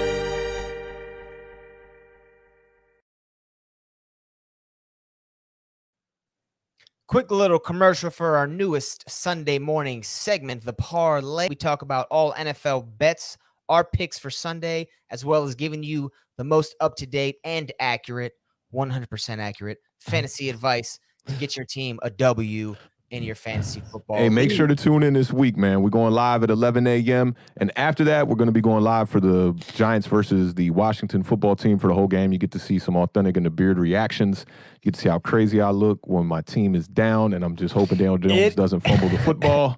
Hands on the knees, sit down, stand up, sit down, stand up, drink water, sit down, stand up. It's terrible. I swear to God. It is going to be. I'm going to just tell you guys right now. I do a lot of hyping, right? But I'm telling you, like I told Awthentik, like I am so stoked for this Sunday. Like the fact that we're gonna be doing a live stream during the Washington football team and Giants game. Like this is gonna be real. Like you guys are gonna get this sort of inside look on how we watch a game, because it's always interesting when you watch a game with somebody else, because you know some people really pay attention to the details. Some people, you know, can kind of be off in space, and then like we're invested. So it's gonna be a fun time. Plus, you know, like I'm excited. Like I feel like we got ourselves like a little, you know, Monday night football team going on here. Like I might have to bring out like a gold jacket or something. You know, like there's gonna be a little play-by-play action, color analysis. Man, Joe Judge better get his first win, bro. Joe Judge better get that first win, man. I might come out in a black robe with my gavel and everything, dog. It's time for Joe Judge to get this W, bro. And listen, man, stay tuned, man. If you see us on Facebook and you want to tap in on that broadcast, we're going to invite everybody out. We're going to put the StreamYard link in the comments section. So all you need is an iPhone. It's a very simple process for you to just come on a live with us, talk a little New York Giants and Washington football team, you know, jargon with us. And so stay tuned on Facebook, Instagram. If you somebody that might want to reach out and come on the show, hit us up on either one of those platforms, jump into DMs and holla at us. We'll bring you on there. Ben, man, definitely send in video clips. If we don't get you in that next episode, we're gonna definitely edit that up and get you in eventually. We would love We're only taking up submissions from New York Giants football.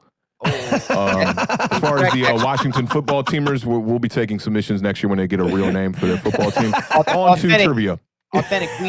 We faxed you the updated invoice, man. It's coming to you. They included Washington teamers in, so everybody's included, man. Send your video. Got you. The way my Cash App is set up, you're going to have to send a payment before we do anything Washington football team on air here. So, yeah, keep that in mind. Oh, you got an Android? That's cool. Android, same thing. I'm sorry. I meant to mention that. It's any phone, any computer. No. All we do is send you the link. You just say okay, and voila, you on the stream. We'll put you backstage, let you come in and talk what you want to talk. I'm a little bit scared we might get some crazy, internet people in the chat trying to tap in. Now I'm talking about some real crazies, doing some crazy explicit stuff. So Tim, you got to keep your eye on the people backstage. Make sure we're doing a little bit of buffering. Don't worry. There'll be some screen action going on. Yeah, but how many people can we bring on air at one time? 10? 10? Okay, yeah, that'll be interesting. So yeah, the more the merrier, that'll be real dope. We'll see what we can do. Maybe we could do like some fake Hollywood Squares Brady Bunch vibe up here on Authentic and the Beard. Come on in. Like the Brady Bunch and stuff. We'll have our rows going with everybody. Yeah, right? Oh, man, it's going to be awesome. Let's kick that music off, the Beard. It is everybody's favorite time of the week on Authentic and the Beard. It is trivia time. The chat, please get involved. I want you to answer what you think. See if you can beat the Beard and Authentic with your answers and maybe be a little bit more accurate. Authentic got smoked on Tuesday. I don't remember the score, but it was bad. It is redemption day for Authentic. If I remember correctly, historically, Authentic is more of a Thursday trivia guy than a Tuesday. I swept up last Thursday, I know how y'all Washington football fans do, I know how y'all do. Start fast and finish awful, right? Nah. I have 3 football questions for you guys tonight, and I also have 1 hip-hop question if you guys want to get there. That's what's up. That's what's up. And maybe I don't want to expose you, though. We'll see, Authentic. Hey, expose me, bro. I ain't even going to front. I be barely listening to music these days. Well, you don't need to listen to it these days. If you were around in the early 90s, you might have an answer for that one. Let's start with the football I was around. All right, let's get it. The Beard, are you ready? Yes, sir. Got the Google up? Authentic. I'm gonna do it like this. I'm ready to go. Hey Siri. Authentic, are you ready? Ready to go. Monique mentioned it last week. We got to get whiteboards, man. That would set this off. It really would. All right. First question. Listen up, chat. How many players? So I want a number. How many players have won multiple Super Bowl MVPs? We started with the Beard last week. I don't even feel right. Authentic. I'm going to say, let me think of the ones off the top of my head. I'll say 5. The Beard, do you have... Damn it. I know this. No. Can I change that answer? Absolutely not. Sorry. That's question 1, bro. The Beard. 4. I'm going to go with 4. The Beard says 4. The correct answer was 5. Authentic correct. I tricked him into the 4. I was going to go with 7. Then my second answer was 5. And then I went with 4. Is Bart Starr one of them? You're correct. He MVP of Super Bowl 1 and 2. Is Brett Favre one of them? No. Tom Brady, Joe Montana, Bart Starr. I missed that you said Super Peyton Bowl. Peyton Manning and Eli, right? Or you missed the question. You still got it right, Authentic? Yeah, I honestly thought you were saying regular season MVPs. I'll ruin that. You got it right, so you didn't ruin anything. You're on the board. Yeah, it's Bart Starr, Terry Bradshaw. He's the one I did. And then Eli. You guys know Eli up there. Yes, sir. The man. Question number Kurt 2. Warner wasn't a 2-time Super Bowl MVP? He only won 1 Super Bowl. Yeah, the Arizona game came up Dang. short. Greatest show on turf, only won 1 Super Bowl? Yeah, and the second time... You see how the music just cut off? I like that. The second time he went to the Super Bowl was with the Cardinals, and that was when the Steelers... who was that caught that pass in the end zone on the stretch out? Santonio Holmes. But wait a minute. Before we move on, did Kurt Warner get 2 regular season MVPs? Maybe. I'm gonna look that up about right. when we transition into the next segment. I got to double check that guy leading into the Tom Brady domination. He was that dude. Late 90s, early 2000s. Kurt Warner was like the first guy throwing for like 4,500 yards a year. That was my guy, man. Teams were great. All Question right, number back to 2. the trivia music. Authentic is cue it back up quick. That's pretty good. You like that, right? You like production that? team on point tonight. Shout out to people. Yeah, you're looking at all 3 of them right here. This is your production team right here. You're in the house, man. Cool. Question number 2. Which 2 NFL teams are tied for the most Super Bowl appearances without a victory? You probably know one. You might not know the other. The Beard, we're starting with you. Never won a Super Bowl? Most appearances without winning. Without a win. Stop. That's not my questions. I'm asking. Yeah. Okay. The first one is going to be the Minnesota Vikings. So Minnesota Vikings and Buffalo Bills? You can't ask it with that at the end because this is like Jeopardy. You just say it. And those are my answers. The Minnesota Vikings and the Buffalo Bills. Don't end it with a question mark, though. Just end it with a period because then we're moving on to Authentic. And then he didn't know you got to wait for mine. And we're talking about without a win, right? Most Super Bowl losses without a win. Appearances without a win, yeah. So, Buffalo Bills is definitely one of them.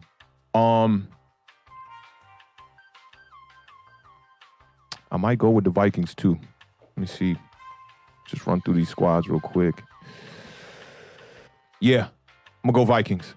You got your Google lenses on? Is that why you just closed your eyes? You're correct. Vikings. You guys are both correct. It is the Vikings and the Bills with 4 appearances each.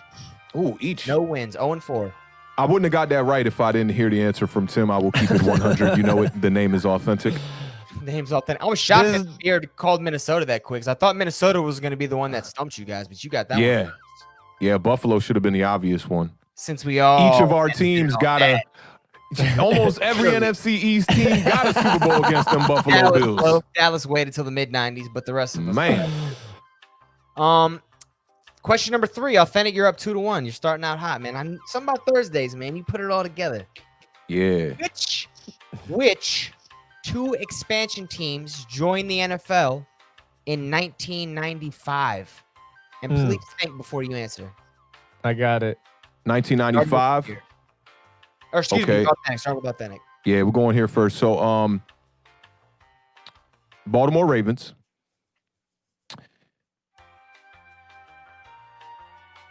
What was the other squad with them? Was that intentional music cut, the Beard? Nah, that's me on the music, man. That's me on the music, man. Baltimore Ravens. Get out the chat. Get your eyes out the chat, Authentic. I see you, buddy. Oh, now I'm looking at them. Yeah, I like that. We'll go Carolina Panthers. Okay, I'm going to go now, and it's Carolina Panthers and Jacksonville Jaguars. Authentic, you are 1 of 2. The Beard, you nailed them both. It is Carolina and Jacksonville. The Ravens were 1 year later in 96. And actually, surprisingly enough, they weren't even officially an expansion team until 3 years after that when the Cleveland Browns reignited their franchise. And that made the Ravens their own squad. You know what made me say that, too, is I knew that Bill Belichick left Cleveland in 1994, and that's what made me say the Ravens. But that's a good one. He duked on him, just like Art Modell did when he took him to Indianapolis. And that was like, man. You ever seen the 30 for 30 about the Colts band? Oh, that's a great one. When you see Irsay Sr., like when he's hammered drunk doing that interview, like, it's my team and I can do it. Yeah, you got to love the old school vibes, man. 70s, 80s, whatever it was. It was a wild time. There's no doubt about it. Mm-hmm. All right. So Authentic. So it's tied up. You guys are 2 of 2. So we got a hip-hop one to end it. Hip-hop question. This is a good one. What authentic album came out in 2014? Also, silence is golden, ignorance is platinum. Popular misconception. Good try, though. That was the one after 2015. Scotty, true fan. I get down with you, bro. That was terrible. I should have hit that. Hip-hop question. All right. Get it tied up for the victory. There's 3 answers to this question. Oh. So, I don't know. Do you guys want to go back and forth, or do you want to just name your 3? Because I don't like the way we do it now because I feel like the other person's just going to steal the answers. Yeah, you get the advantage. Back and forth. back and forth. And then as soon as someone gets one wrong or repeats, it's over. Yep. In 1992, when Marion Sugar Bear Knight, also known as Suge Knight, was forming Death Row Records, he was able to procure 3 contracts from rapper Eazy-E to 3 Ruthless record artists to start Death Row. Yeah. I need you to name these 3 artists. Dr. Dre. The Beard. Nate Dogg. That's incorrect.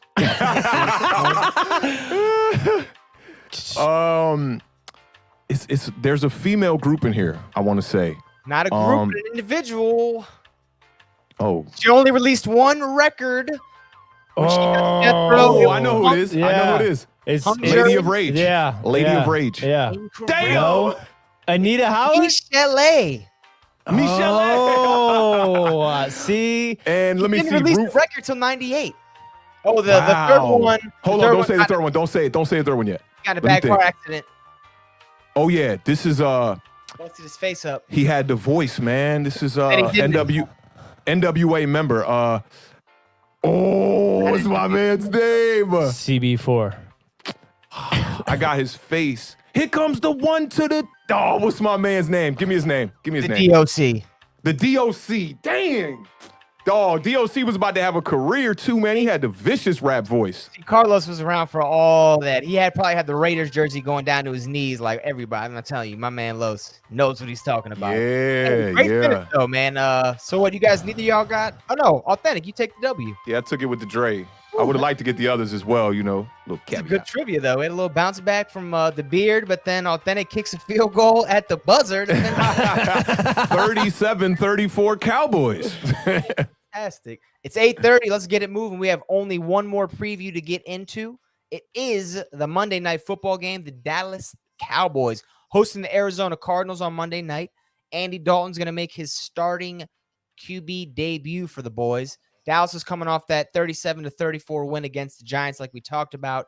Arizona also won last week. They beat the hapless Jets. It was 30-10.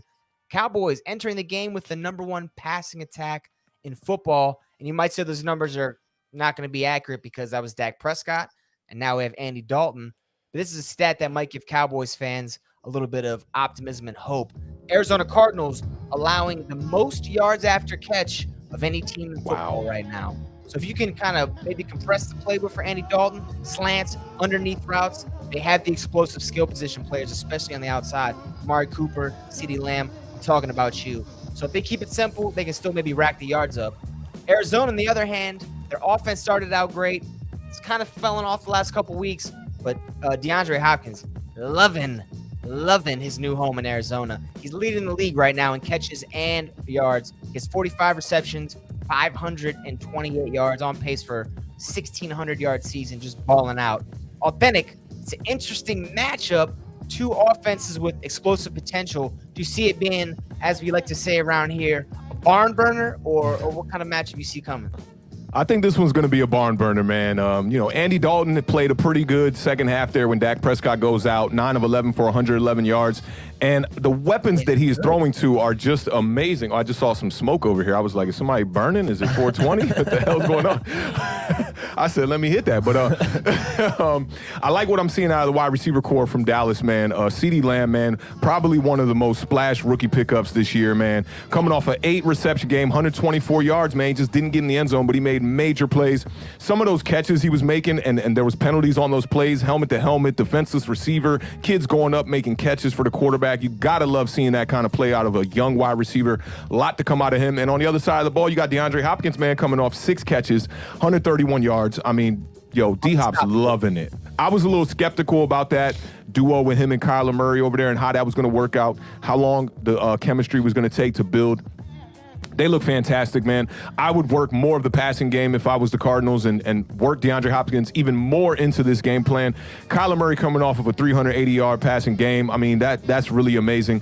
Where I think the Cowboys can excel in this game, though, is if they can run the ball. Arizona's defense has allowed 123 yards on 28 rushes to the Jets last week. Zeke Elliott, I told y'all about that, averaging 4.6 on a year going into last week. Now he's averaging 4.1 on a year. People calling that a bad year. And I did say I had some notes about Zeke Elliott and his game per game production, and I thought it was in the Giants section. We've been crapping on Zeke Elliott for a couple. Yeah, we have. Yeah, and y'all see I kind of been. It's funny we put that like. If you don't hit 100 yards, you had a bad game. But in reality, 17 carries for 93 yards, that's a really good football game. And I think that one of the main reasons why we harp on that number so much, specifically with Zeke, is because of the Cowboys' record when Zeke goes for at least 100 yards. They've only lost 2 games in the whole time Zeke has been there if he's rushed over 100 yards. It's so such an like ambiguous stat. It's funny that like football statistics are very ambiguous. Like 100-yard games, it's like what does that matter? What does that represent? It doesn't. I don't know. It's weird. Yeah, I definitely hear you out on that, and I think that I've been on the Dallas Cowboys a good bit this year, and I do think they have a fantastic team when it comes to offense. It's just that defense has just been completely struggling. But Zeke Elliott, man, as far as him, I said this in the Giants review here. He's on pace for 1,000 yards. He's got 6 touchdowns on the season already. Now let me break you down his game per game here. Against the Rams, he had 22 carries for 96 yards. He had 2 touchdowns, one of them receiving. That's a fantastic game. He averaged 4.3 yards a carry in that game. Against Atlanta, they stuck to the run. And it was able to get them to get back in that game. I talked to you about that in the Giants review. They were down 17-3. They still relied on Ezekiel Elliott to run the ball. 34-31, they still relied on Ezekiel Elliott to run the ball. Man, who's calling me right now? Come on, bro. You got to know we on air, man. Awthentik in the beard, cuz. Tuesdays and Thursdays at 7 p.m. Sundays at 11 a.m. Come on, let's get real here. So you got against Atlanta, he was averaging 4 yards a carry, 4.5 yards a carry. He had a touchdown in that game. Against Seattle, he had only 14 carries for 34 yards, and that was the game that I was talking about where he had a bad game, averaging 2.43 yards a carry, but he still had a touchdown in that game. So you're looking at Zeke Elliott starts the season 3 straight games with a touchdown. And then he goes against Cleveland week 4, 12 carries for 54 yards. And that was the game where people were like, oh, Zeke doesn't look good. But when you break that down, that's 4.5 yards a carry. It's his only game of the year where he didn't have a touchdown. And we always harp on how much they're always down. Yeah, so, and they're always down. Why. This style of offense, he's not getting his normal touches in this style of offense. I would love to see that stat you were talking about, Tim, with Amari Cooper involved. How does that stat look when Amari Cooper has been over on this team? Because with Amari Cooper and Dak Prescott, we've seen a lot of success in the passing game, especially this year with the addition of CeeDee Lamb, last year with the addition of Michael Gallup. I mean, they're literally just stacking up these wide receivers like dominoes. Is crazy. But, Dallas defense is still struggling. So when you look at Ezekiel Elliott's play there, that's 5 games of pretty decent production. I mean, I would take that running back on my team any day. It's the other side of the ball where they're struggling. The Dallas Cowboys defense is allowing 155.8 rushing yards per game. So I think that the game plan here for the Arizona Cardinals is going to be to run the ball, but I think that a lot of that's going to have to come from Kyler Murray because Kenyon Drake has been pretty much a bust for them. Last game, he 18 carries for 60 yards, 3.3 a clip. I mean, he's got to give Murray more help in this running game because if he can run the ball, then you can do a lot of things. You got RPO. You got a lot of different things you can do with Kyler Murray. That kid may be the fastest guy at quarterback in the league right now. So I think that's going to be the formula for each team. I think the Cardinals, if they can come out, establish the run, and then be able to go to DeAndre Hopkins consistently in this game, and if he can get his, that'll be their formula for winning the game. And for the Cowboys, man, you got to come out and rely on Ezekiel Elliott early. Make it where you have the Arizona Cardinals off balance like you just had the Giants off balance. When Cowboys went to go pass the ball, Giants did not know what to do, and that's where they torched us. A lot of Giants creators were talking about the Dallas Cowboys offense going up against the Giants defense, and they were like, yeah, the defense did a really good job and blah, blah, blah. A lot of people are on that train of the Giants defense looks better. But in this game, I feel like the Giants defense needed to show up more. When we needed big plays, we didn't make big plays on defense. We had the one pick 6 from Frackle that got took back. That was awesome. And that was that boy's good. That boy's good. And that was my most hype moment of that game. You could see it. As soon as he got that ball, he was like, I'm not going down. He looked like a running back, John. He had a little stiff arm. Like the stiff arm on Ezekiel Elliott was very amazing. You gotta love that. But also with the Dallas Cowboys, this is one statistic you gotta see here is that they're allowing the most points per game of any defense. 36 points a game. Awful. And when you score 32 scoring a game sounds really good. When you give up 36, you're not gonna have a winning record. That's just how it goes. The Cardinals, they're coming in 3-2, but you cannot discount the fact 2 of their wins are against the New York Jets and your Washington football team. Probably. Scotty, real quickly, just to round that off. This is the crazy part. Dallas win, they're back to 500. That's all I want to say. Right, which is like, with they're gonna have the worst season of all time, but they're about to be a 500 team and Crazy. way. We don't want them to win this game. We do not want them to win this game. There's no way the Eagles aren't gonna beat the Ravens most likely. So if Dallas wins and the Eagles, this division is a wrap. 2 games in this division might as well be like 10-game lead. But no, the beard. Yeah, so the beard, the Jits. Sir, can you highlight that comment? This one I did like 5 times. It was so funny. That's great. He said sneaky midget fast. He's right though, because he keeps everything really tight. Like when he runs. Yeah. Lamar Jackson's kind of like out here swagging, but Kyler Murray's more like. Oh, right. That's a very accurate comment. Like, does he have short arms, man? Because he does run like that. He's got a dwarf kind of style to his play. I will not lie, yo. That kid's fast. Jackson looks like he's beating his feet. Like his arms are like waving out to the side. Like he's going crazy when he does it. It's a little more swaggy. Lamar Jackson, he reminds me of kids from like St. Catherine's, Claridge, that was out there, some goons that could just shake and bake on the football field. Kind of remind me of my man Brian Webster, my man Randy Brown vibes with just them loose, the ball kind of goes out when he shakes. Very Mike Vick-esque, Mike Vick was the same way because he had a little bit extra to him. But that's Newport News, baby. That's down, Southern Virginia. You know it. EMP, baby, represent. Allen Iverson, too, is down there. So, AI. The beard, did you answer? You said they're good or no? No, I didn't get the question yet. Yeah, I interrupted you in the question. Hey, but speaking of AI, bro, y'all got to check out that interview on All the Smoke podcast with Matt Barnes and Steven Jackson with AI. It's one of the best interviews I've ever seen in my entire life. Very inspiring, very motivating. AI is like a really good dude. He just jumped up a notch on my list. I got some legends in the studio here. I got Tupac, I got Bob Marley, I got Biggie back there, I got Nipsey Hussle, and I think I'm going to put Allen Iverson right there. Man, Steven Jackson carried me outside of Capital One Arena before a Wizards playoff game. Remember that? No, check that interview out. Good one. Ben Wallace did too. Whatever. Was that the game that was the Paul Pierce game winner? The best sports moment of my entire life. Maybe. That was amazing. And wasn't it Rasheed Wallace? No. Because you was like, hey, She, what's up? That was the Maryland Terrapins game. I've been carried twice. Oh, yeah. My approach is not good, I guess. I don't know what I do wrong. I called Steven Jackson Jacko. I was like, hey, Jacko. He didn't even look my way. Oh, man. That game was crazy, though, because I called it. I was like, yo, this is about ready to go down. And that was when... Wait. I called the Paul Pierce game winner. We were sitting next to each other, and I was like, yo, he's gonna hit the game winner here. What is? Are you guys serious? Boy, memory is shot. Let me tell you how that went down. On camera, so watch your words. I have the video. No, you don't. I still have the video because if you have the video, you know what really went down there. I was standing up. We were sitting at midcourt. I was standing up, and if you've seen Rocky IV. And the beginning of it, Apollo Creed has a slogan that he says before he knocks people out, and it's, get your cameras ready. And I told people, get your cameras ready. I didn't call it off the glass, but I told everybody in the crowd, get your cameras ready, get your cameras ready. I was standing up, game winner, Paul Pierce. For those that don't know, I'm a New York Giants fan, but I do support the Wizards out here one time. That was one of the best sports moments, but it ain't got nothing on Eli Manning, Dave Tyree. It ain't nothing on Eli Manning, Plaxico Beers. Nothing on Eli Manning. In person. And Mario Manningham. In person.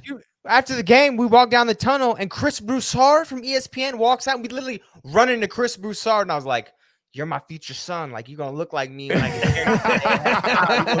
And he was like, what up? And he was the one that did an interview with Pierce, where he's like, did you call game? And Pierce like, or no, did you call Glass? Did you call Glass? I called game. Game. That was so great. Moment. Great moment. That was crazy. That's one of the top sports moments ever. And then, we've been garbage since. Yeah, we have. And then Boomz and I got to go to an Orioles playoff game against the Yankees. A-Rod struck out to win the game. That was the loudest sporting event that I've ever been to in my life. And they actually measured that. And I believe it was like top 5 loudest sporting events in history.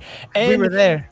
We had some crazy baseball experiences as a kid. Awthentik played catch with Ricky Henderson. Man, that was great. Yo. Ricky Henderson? Yeah, it was crazy, yo. Can I shake your hand, bro? Shout out to Miss Kelly because she had to plug with what was his name? Barry Weinberg. Barry Weinberg, who was with the Athletics. We sat right behind the Athletics dugout, and Henderson came out like a 7th inning stretch, threw me the ball. I usually got sure hands too. I dropped the first one. The umpire, one of the ushers, had to go down there and get the ball, throw it back to Ricky, and then he threw it back to me. Looked at me like, yeah, you're going to be the next one, Awthentik. my baseball career was over after that. You're too tall, man. Ricky Henderson was like 5'9", man. As soon as you started getting over 6 feet, you couldn't be Ricky Henderson anymore. But that's one of the best baseball players of all time that doesn't get the respect he deserves. Facts, yeah, man. Those were definitely some good moments, man. Man, cool. So that's a little reminiscing on Authentik. Yeah, man. So let's get these picks, man. Yeah, let's get these picks in. Dallas, Arizona, the Beard. Give me a pick and a score.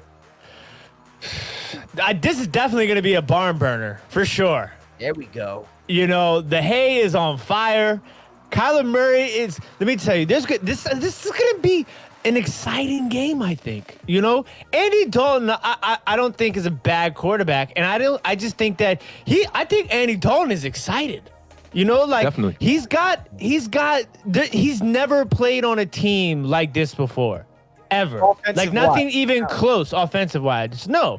And so and I think that they're not going to really miss that much of a beat. I really don't. I think offensively they're in a good position. Now, that defense is still it doesn't matter. The defense is still that bad. Like, if you really look at it. You think they might not miss a beat with Andy Dalton? You don't think it'll slow up their offense even just a little bit? I mean, yeah, I guess that's a bad choice of words. It might not be as prolific, but I think that the points will still be there. Hold up, though. You talking about these weapons, too. Didn't he have Ocho Cinco and Huzman Zada? No, we established he was the year after that, wasn't he? He's the year after that. Yeah. So he's just AJ Green. Who was the number 2 over there? He never had one. It was just continuously cycling in and out. Was Sanu over there? Jones was over there for a little bit. Did Sanu ever play over there? Sanu for a little bit. I'll give you that then. And running back wise, never really had any great running backs. No.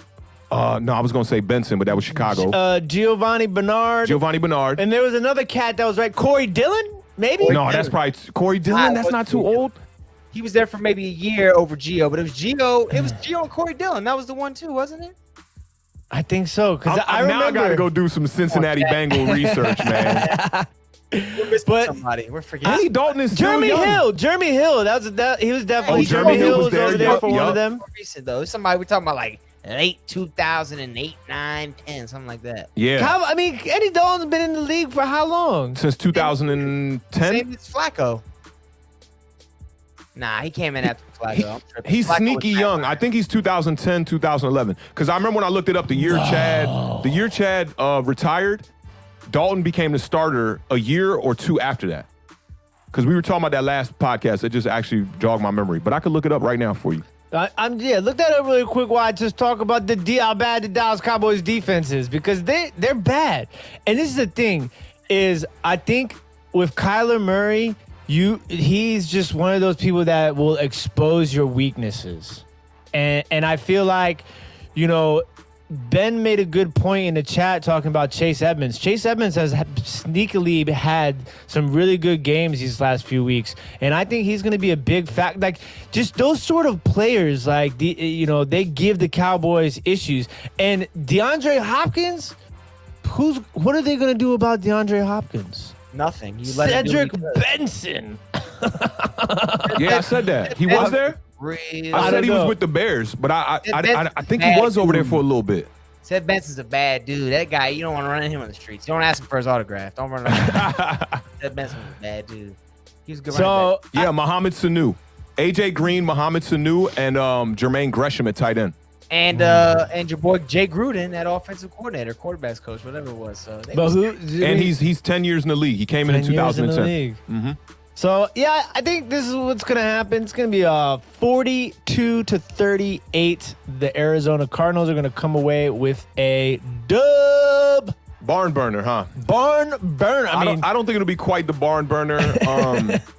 I got the Cardinals taking this one 27-20. But I do think that the Cowboys could hang in this game, and it wouldn't surprise me if they could get the dub, too. Yeah. But I'm going to go Cardinals 27-20 because I need them to lose. And I need the Eagles to lose, and I need my Giants to get their first dub, man. We need to get Joe Judge this first W, man, so we can, get off this bench. Forgot Cedric Benson passed away. Oh, he did. R.I.P., man. R.I.P. Cedric Benson. I didn't know that. I think I did know, but how did he die? A boating accident, I want to say. That's Jose Fernandez. He got in I a boat. forget. He was in a Car boat accident, maybe? He was with the Bears. They pulled him off a boat and tased him. That did happen with Sid Benson, but that's not how he passed away. It's probably Oh, okay. I did sad, remember there was. I think sad about guys you think about, like like man, go on. So to like get things back on a good note, can we talk about before we leave the Motorcycle accident, I believe. motorcycle accident? That's what it was. Yeah, but go ahead. Can we talk about the Derrick Henry, Josh Norman stiff arm? Oh yeah. Let me go pick it real quick. I'm taking the Cowboys. Really? Yeah, I'm taking the Cowboys. You take the Cowboys. You take the Giants. Did you take like the Andy Eagles? Dalton. I think he ain't take the Eagles. I think Andy Dalton's demise was over exaggerated. They So, lost yeah. Gruden, and their offensive line fell apart completely. AJ Green had some injury issues. Everyone was like, "Man, Dalton's done." He really should have still had a starting quarterback job somewhere in the NFL. Do you remember last year? Be good with him. Right? They benched him on his birthday and then brought him back in like 3 weeks later because who's the guy that they played? Ryan Finley was Ryan playing. Finley got it, huh? Yeah. A skateboarder, Ryan Finley. Come on. He said he's a skateboarder. So wait, you know want to? You know what we didn't talk about much was the signing of Le'Veon Bell. Yeah, if you guys didn't see that when we started the show, the breaking news ticker. We try to give you guys as much information as possible that goes across the bottom of the screen. And the ticker brought to you by All or Nothing Studios. The Kansas City Chiefs have apparently agreed to terms with running back Le'Veon Bell, which is kind of an interesting signing. Awthentik and I were talking about it briefly. He has narrowed his choices down to the Miami Dolphins, Buffalo Bills, and Kansas City Chiefs. I personally thought his best fit was with the Miami Dolphins. He wants a ring. He wants a ring. That's bonus money. Yeah, and I think his style fits the Kansas City Chiefs well. I was talking to Tim about this too. Le'Veon Bell, I think not seeing success in New York with the Jets had a lot to do with the offensive line. Le'Veon Bell's the kind of guy that he needs you to hold those blocks because he's a patient runner.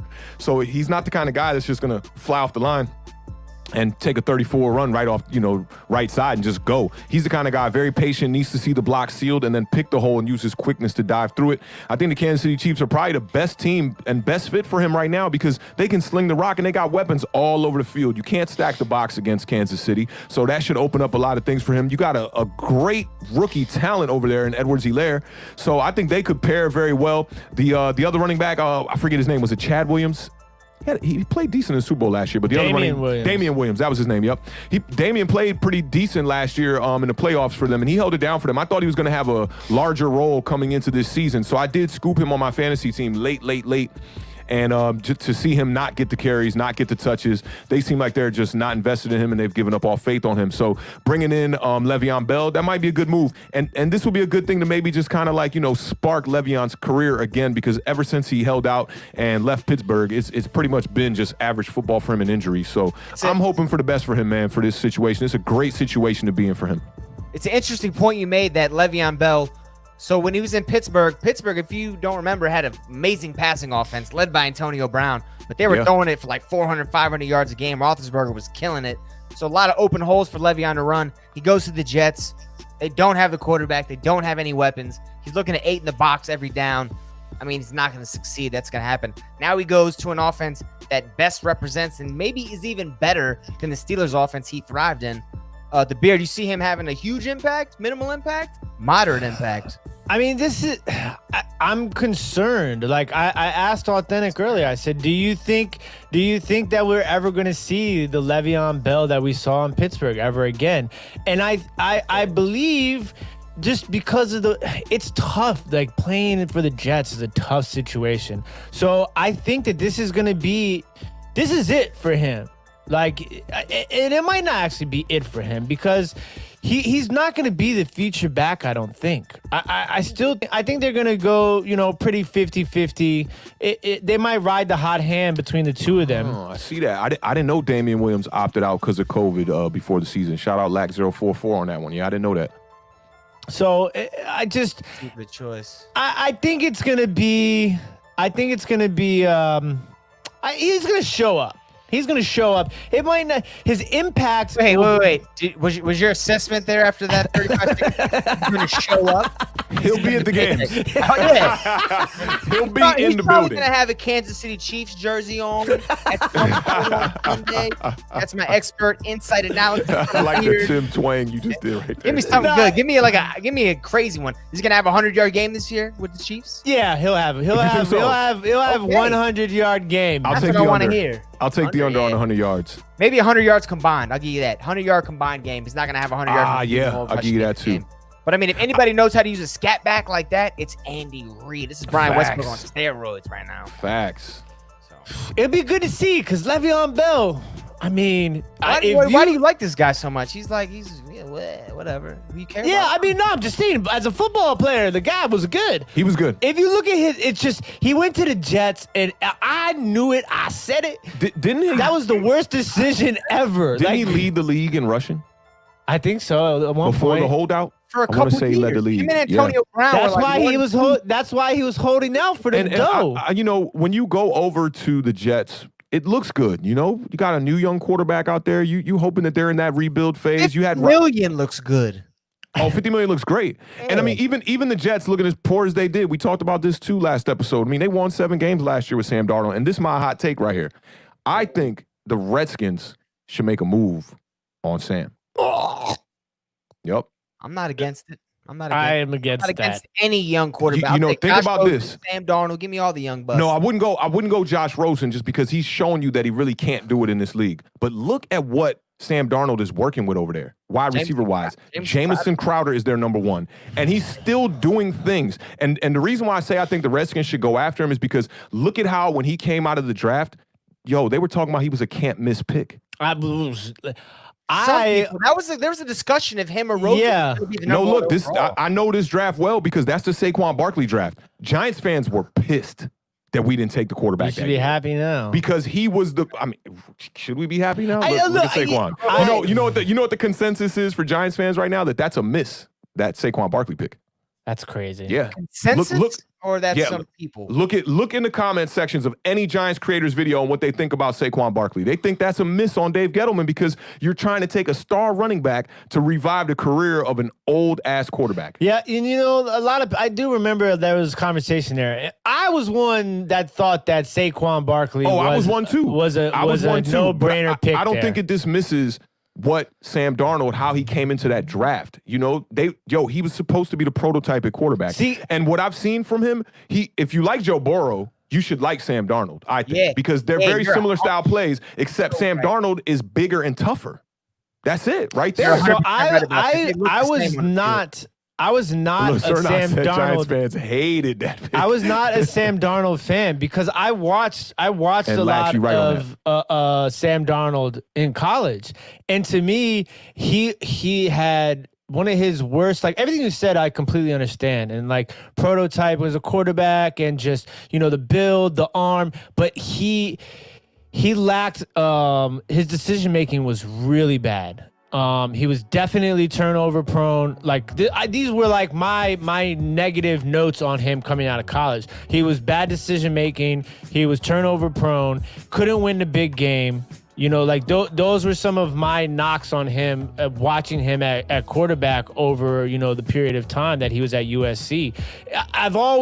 It's tough because USC always gets these like top, they used to. Now USC is just horrible. But they used to be like a highly recruited quarterbacks used to go to USC all the time, and you had a long line of them. They're just all bums in the NFL. I mean, they just never translate to the NFL. I agree with Cernak right there. That the problem is that he was with the Jets. The fact that he won 7 games on that team is ridiculous. That is right there is ridiculous. Imagine if he doesn't get mono. I don't know if y'all remember when that happened, but he was playing well before he got mono. The Jets weren't winning a ton of games early in the year. I want to say he got mono around week 7, something like that, and he had to sit out a couple of games. Imagine if he doesn't sit out those couple of games, and let's say he got 9 wins with that Jets team. Man, shout out Carlos Correa. Just had a walk-off home run for the Astros to take the Rays down in Game 6. Wow. I see that. About to be crazy. Carlos Correa is the man. He's Manny Machado with babies. That's major. So, do you think, because I personally think that the Jets are going to end up with the number 1 pick in this year's draft. So what does happen to Sam Darnold? Do they keep him on the roster and draft Trevor Lawrence? They trade him. I would hope they trade him and draft Trevor Lawrence because Sam could benefit from being with another team. I don't know what other teams could use a quarterback like him. Maybe the Bears, maybe. That's really. There's not many teams that really need quarterback right now that don't have a young prospect, for the future here. And this draft is loaded, by the way, with potential quarterback talent. I'll take Justin Fields. Justin Fields, yeah, I really like Justin Fields. I like the kid out of Florida too.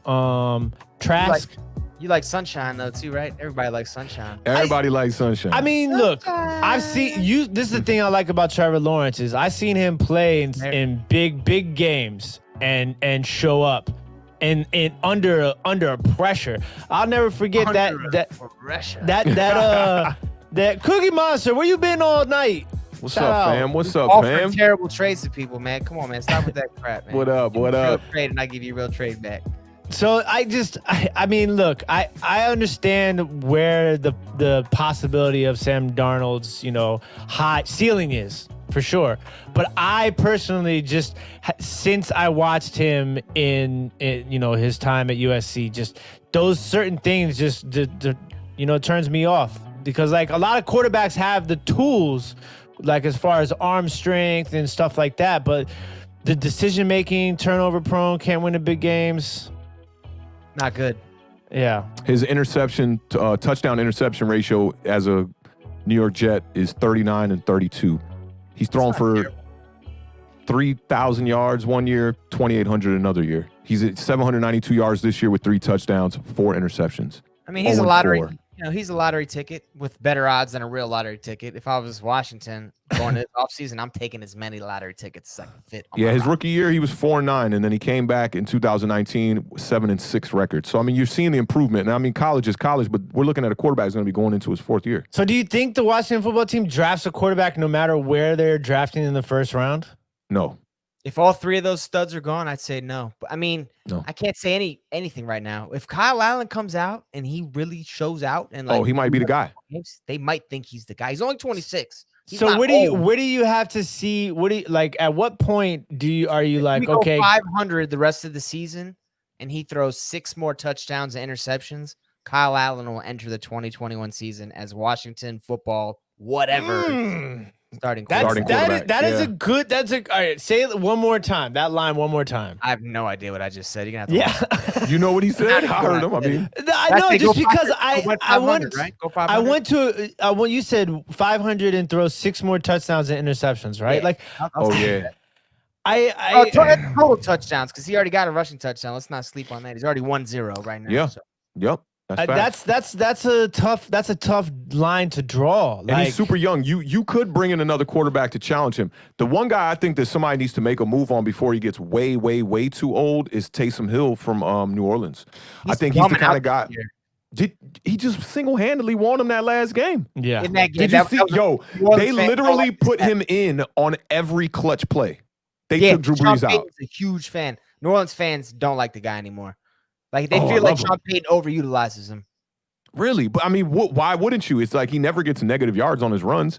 He had the game-winning touchdown where he had the option throw last week, where he caught the snap and he ran to the right and he kind of had an option to throw. He saw the lane. He's looking like a running back. I mean, he's definitely, and that's what I think the Saints fans say, that he's too much of a running quarterback. That when he comes in, they can almost game plan against the run because he does throw the ball. But most times when he comes in, it's like a wildcat. Yeah, which is why I say you maybe bring him in with a guy like Kyle Allen, because if you could add that element to your offense, I'm kind of surprised that a lot more teams haven't done that. I did see the rookie for Philadelphia come in the game for like some one wildcat play last week as well. But like I'm surprised that teams aren't taking a guy who's like a running style quarterback like that and just bringing him in for a couple of plays here and there and doing things that Sean Payton is doing, because Taysom Hill has been effective like since he's been over there. I'm surprised the deal didn't happen with him a couple years earlier. What if you put him at like fullback? What if you had like Kyle Allen taking snap under center, but then you had like fullback back there, Taysom Hill, and he could hand it off and then he could throw? Man, that would be right. Like it could be crazy. It could be future stuff, but I think a lot of these coaches, man, they're scared to take the risk on offense. But that's why you got to commend guys like Harbaugh who are doing things like that.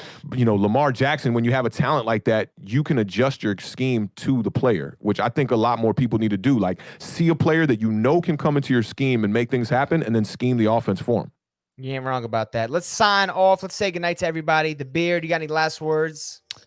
Sunday's gonna be crazy. So we're gonna be live at 11 o'clock for our weekly Sunday show, The Parlay, where we go over all the fantasy football and gambling needs you could ever want. And then followed by that, we will be live for the New York Giants and Washington football team game. I am so stoked for this. I hope that you guys will be there watching with us, and hopefully some of you guys may even join in on the action. Shout out to everybody who stopped by tonight on YouTube, Facebook, Twitch. We really appreciate all the love and support. Just do me a quick favor, hit that thumbs up on your way out, and enjoy Thursday night. It feels weird, no football, so hopefully we gave you guys a good football fix for a no football Thursday. And we do appreciate all the love and support. Love and support. That's what we want. Authentic, man. Send them off. Yeah, man. Thank you to everybody for tuning in, man. This is I like how today we asked everybody what region you guys are from, man. This is awesome that we're connecting with a bunch of fans across the country. I was talking to Kyle Pizzle about it yesterday. I found out Kyle Pizzle's in Tennessee. Originally, a New York Giants fan, but he's in Tennessee creating up all that content. I was just ecstatic to hear that, man. Awesome to be connecting with all these people around the United States and around the world, man. We're just going to continue to grow this channel, keep putting in the work and consistency. We're going to see y'all every Tuesday, Thursday, and Sunday for the rest of the football season, man. So, yeah, definitely keep your eyes out for Authentic in the Beard. Spread the word, tell a friend to tell a friend, as my man Diddy said on a Biggie record a couple years back. Tell a friend, and then we could be friends. Your friend to get with my friend, and we could be friends. He was in a hot tub when he said that. Pretty crazy. Ain't that right, bro? The 90s was a wild time in hip-hop. It was a wild time, man, but you got to love it, man. But again, man, thank you to everybody, man. We're going to continue to bring this content to your front door, man, and to your internets, man. Shout out to y'all. Cookie Monster, please don't quit your job, man. It's a tough time for having employment. So we're always live on YouTube, but you can check us out if you missed the show. We're recorded afterwards, so go ahead and check us back out. Thanks again for tuning in tonight. Hope you enjoy your Thursdays. We will see you back on Sunday for the parlay, and then for the Redskins, Giants, Washington football team, Giants Super Bowl extravaganza. Have a beautiful night. Best division in football. All right, y'all. Peace.